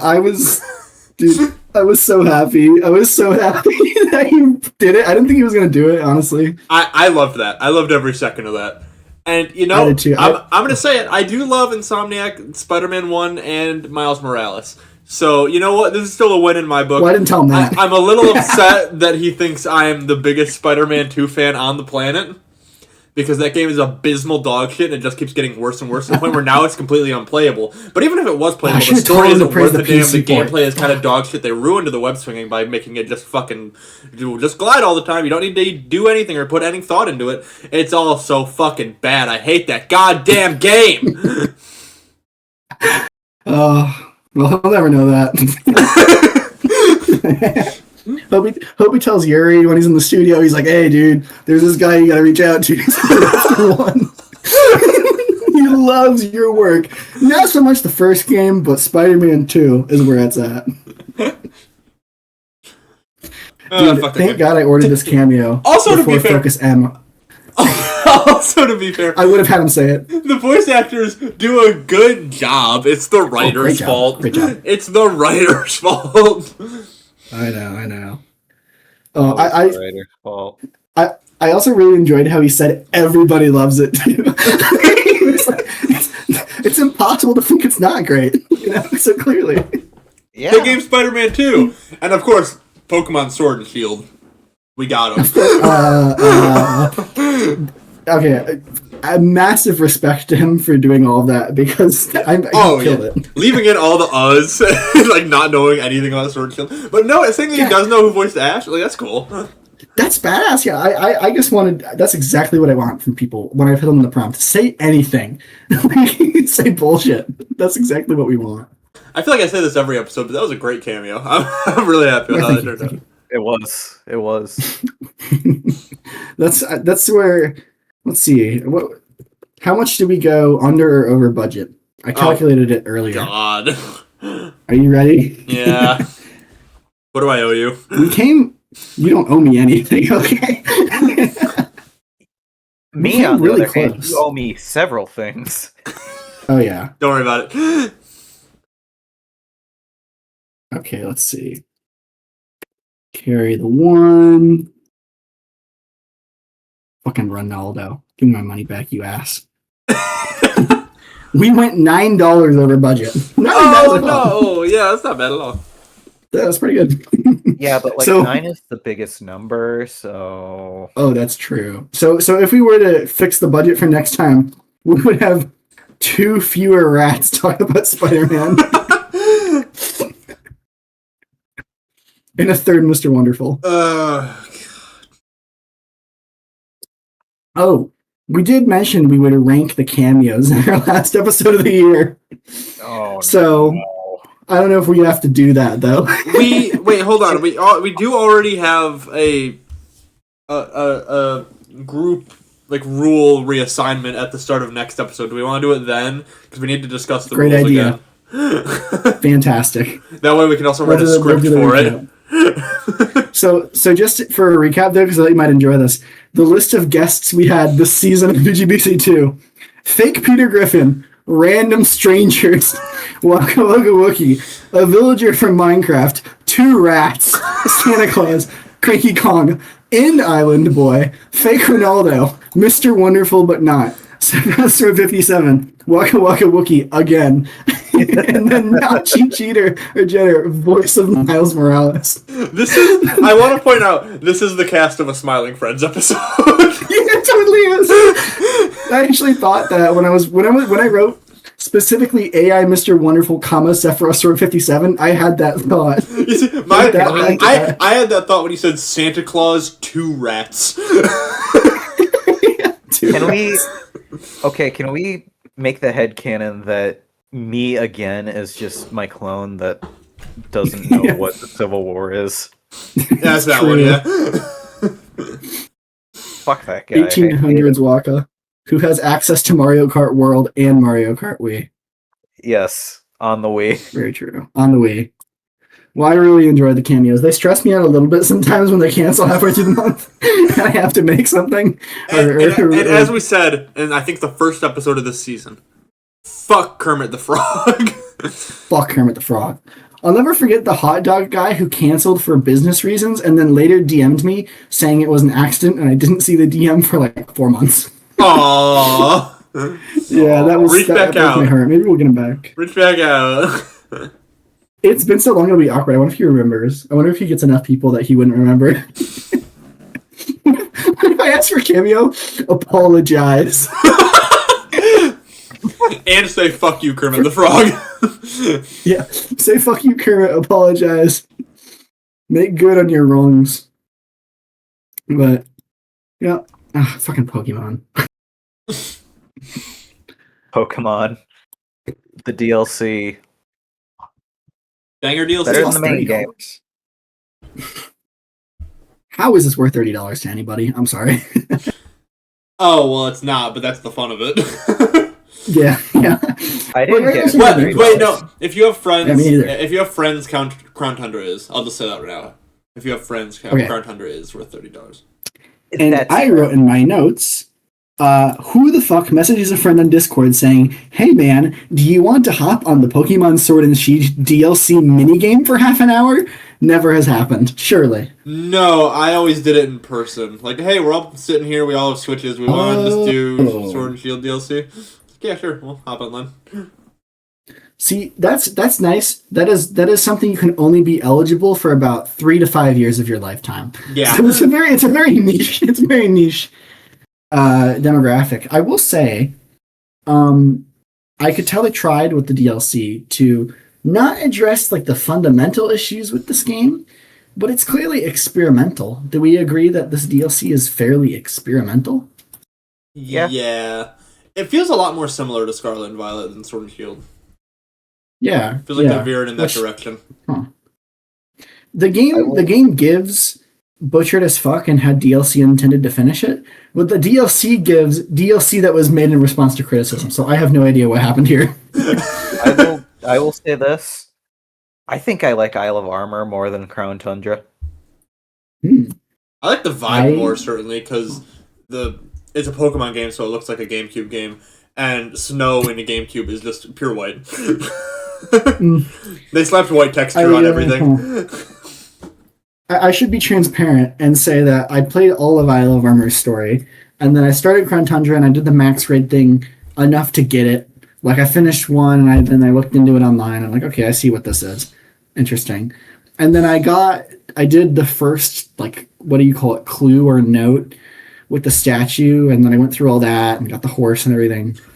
And then I stopped, because I was like, okay, I get it. I YouTubed the rest. I do think one of the only positives is I feel like the Pokemon designs in the DLC get a lot better. I know it's mostly just an excuse to bring back older Pokemon, but, like, all of the legendaries for the DLC, I think, have great designs. I love Kubfu. A personal favorite of mine is Galarian Articuno. I fucking love it. It's so cool. It's so cool. Oh, he's so cool. Oh, yeah. I fuck with that little rabbit guy heavy. I don't know his name, though. With a hat. Calyrex? Maybe. He got 4 years, floats, got a hat, big-ass hat, rides a horse.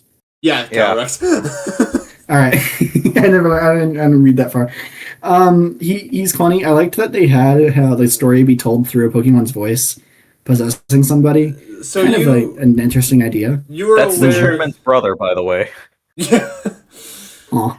You were aware that the that Calyrex and the horse he's on are two separate Pokemon, right? Technically 3. Yeah, I know, but he was usually on it, sort of, kind of. So. No, yeah, I agree. That was a good descriptive word. But I think that's a cool gimmick. They kind of did it before Black and White, but... I thought the progression of that and the story was much better than anything in the main game. In terms of, like, being interesting and having a story, you know? It's like... it was very much... I wrote that it reminded me of Pixar's critically acclaimed 2016 animated film Coco, in the sense that, you know, he's like, oh, I want to be remembered and everyone has forgotten me, so let's go on this quest to bring back my memory to this town. And I thought, you know, there was thought put into that. That was a story.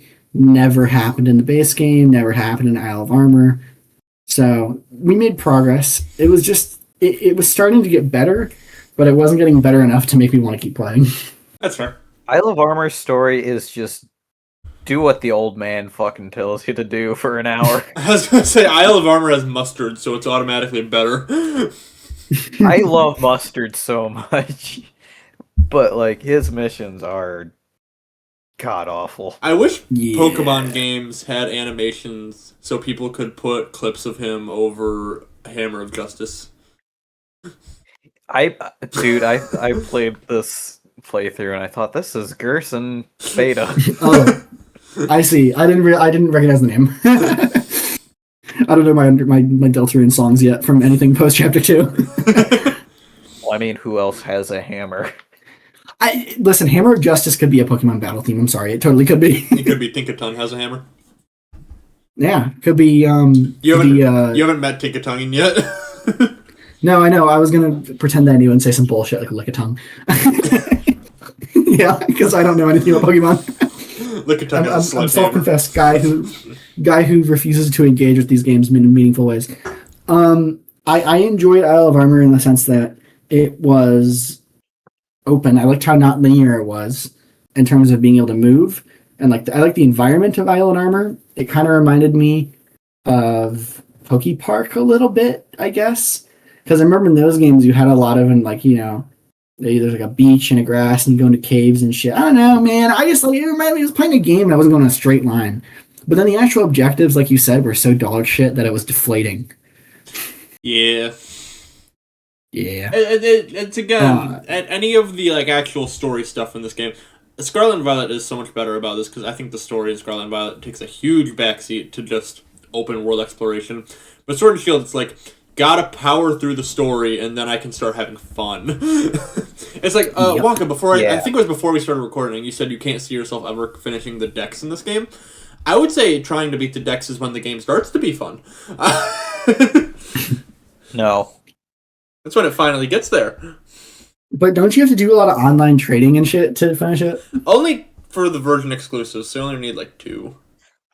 I think my favorite time to have fun moment in this game is the Galarian Star tournament, which is just you pair up with all the trainers for double battle tournaments. Looked good on YouTube. I forgot that was in the game. I think it's fun. I remember maxing that out at some point and figuring out the rich guys have been losing in round 1 every time, which is an amazing bit. Wonderful. I mean, can I say I ever enjoyed myself playing this? Probably not. I'm really thinking about it. I don't think I did. I do not think I did. Did you ever hear I don't think there was a single moment. Did you hear the Toby Fox song? Did you ever go to the Battle Tower? Nope. Didn't care. It's a good song. It's a great song. Heard it on Nintendo Music, I think. Is it on Did there? I? It is. Maybe, is it? It yeah, is. Okay, I heard it on there then. Wow. Yeah, first guy to ever do that. Okay, there's only one thing in the DLC I cared about. And it was when they give you a Cub Fu, you're like, oh, cute Pokemon, I like it how expressive it is. I mean, we say it's expressive, it only has one expression, but it's an expressive expression. Yeah. And they say, oh, make best buddies with this guy. So you bring him around, walk him around, don't fucking do anything. You literally just walk him around. It's so stupid. Mm-hmm. And then it's like some Ubisoft shit. And then after that, he's like, okay, you guys are best buddies. That was the training arc, clearly. Now you can go to my tower, but just so you know, by the way, you're probably going to want to get them when they're 60 levels. The fuck do you mean? What do you mean I need to go up 60 levels? I just remembered some bullshit. So, I did all this at the start of my playthrough, right? This is why I say I regret it. And then around this point is when I decided to get back on to the main game. Mm-hmm. Well, I decided I'm going to put Cub Fu into the nursery, since when you walk around, you get experience. Turns out that's not a thing in this game. No. I didn't know it existed. It's just for breeding in this game. Yeah, I was excited to see, like, I wonder how much experience a Pokemon would get after an entire playthrough of the main game. And Nothing. then he was still low level child at the end, and I was upset. So how did you guys not have to deal with this because of the scaling thing? I just pumped him full of XP candy. Yeah, I didn't engage with that part of the game up until this point, so that's why I was pissed. Yep. So this was the moment at which I go online and I say, okay, I have to record this podcast in 6 hours. I already hate this game and I don't want to be playing it. What do I have to do to get this guy to level 70? Yeah, this was today. Yeah, I didn't want to play this. I was putting it off. I was playing Cyberpunk. And so I looked it up and I was like, I'm pulling a hunter, I realize. But I looked it up and I was like, what's the fastest way to level up in this game?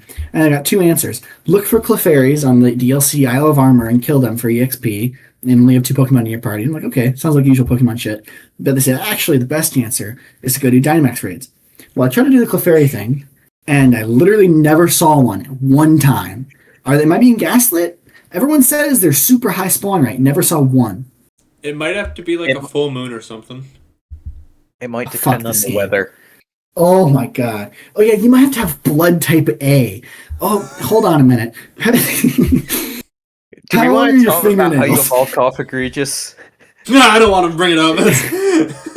It's button pressure sensitive. This Switch has a daylight sensor. Like, it's always some shit with these guys. It's like the Mario Luigi Dream Team birthday hammer or whatever the fuck it is. You spin your Switch for Inkade. Do you want to tell them about Cough Egregious? I don't want to tell them about. It's technically Rune Egregious, but do you want to tell them about Rune Egregious? What is it? I'm gonna have to look this up because I don't know how. I know it. I know it off the top of my head. Drop it. So you catch it. You catch a Yamask. And then you have to get it below a certain percent of HP. So you need to find... It's very weak at this point, so you need to find another weak Pokemon to hit it and get it to a point where it'll just barely be not quite dead. Mm-hmm. And then when it's at that certain percent of HP, you need to run under a certain pillar in the wild area, or a certain arc in the wild area, and it'll evolve. Does the game tell you that? No. No. I don't know how people found this. I think it might be in a book somewhere. I don't know. What the fuck? I mean, like an in-game this is book. disrespectful, isn't it? It's Do you really remember the disrespectful.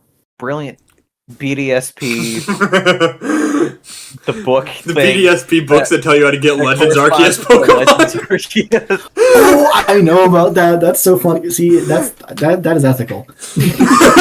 That is ethical. What you're telling me about go to some woods and get hit 5 times is some bullshit, but that's funny.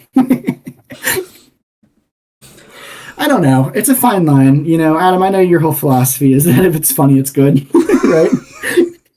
Yeah.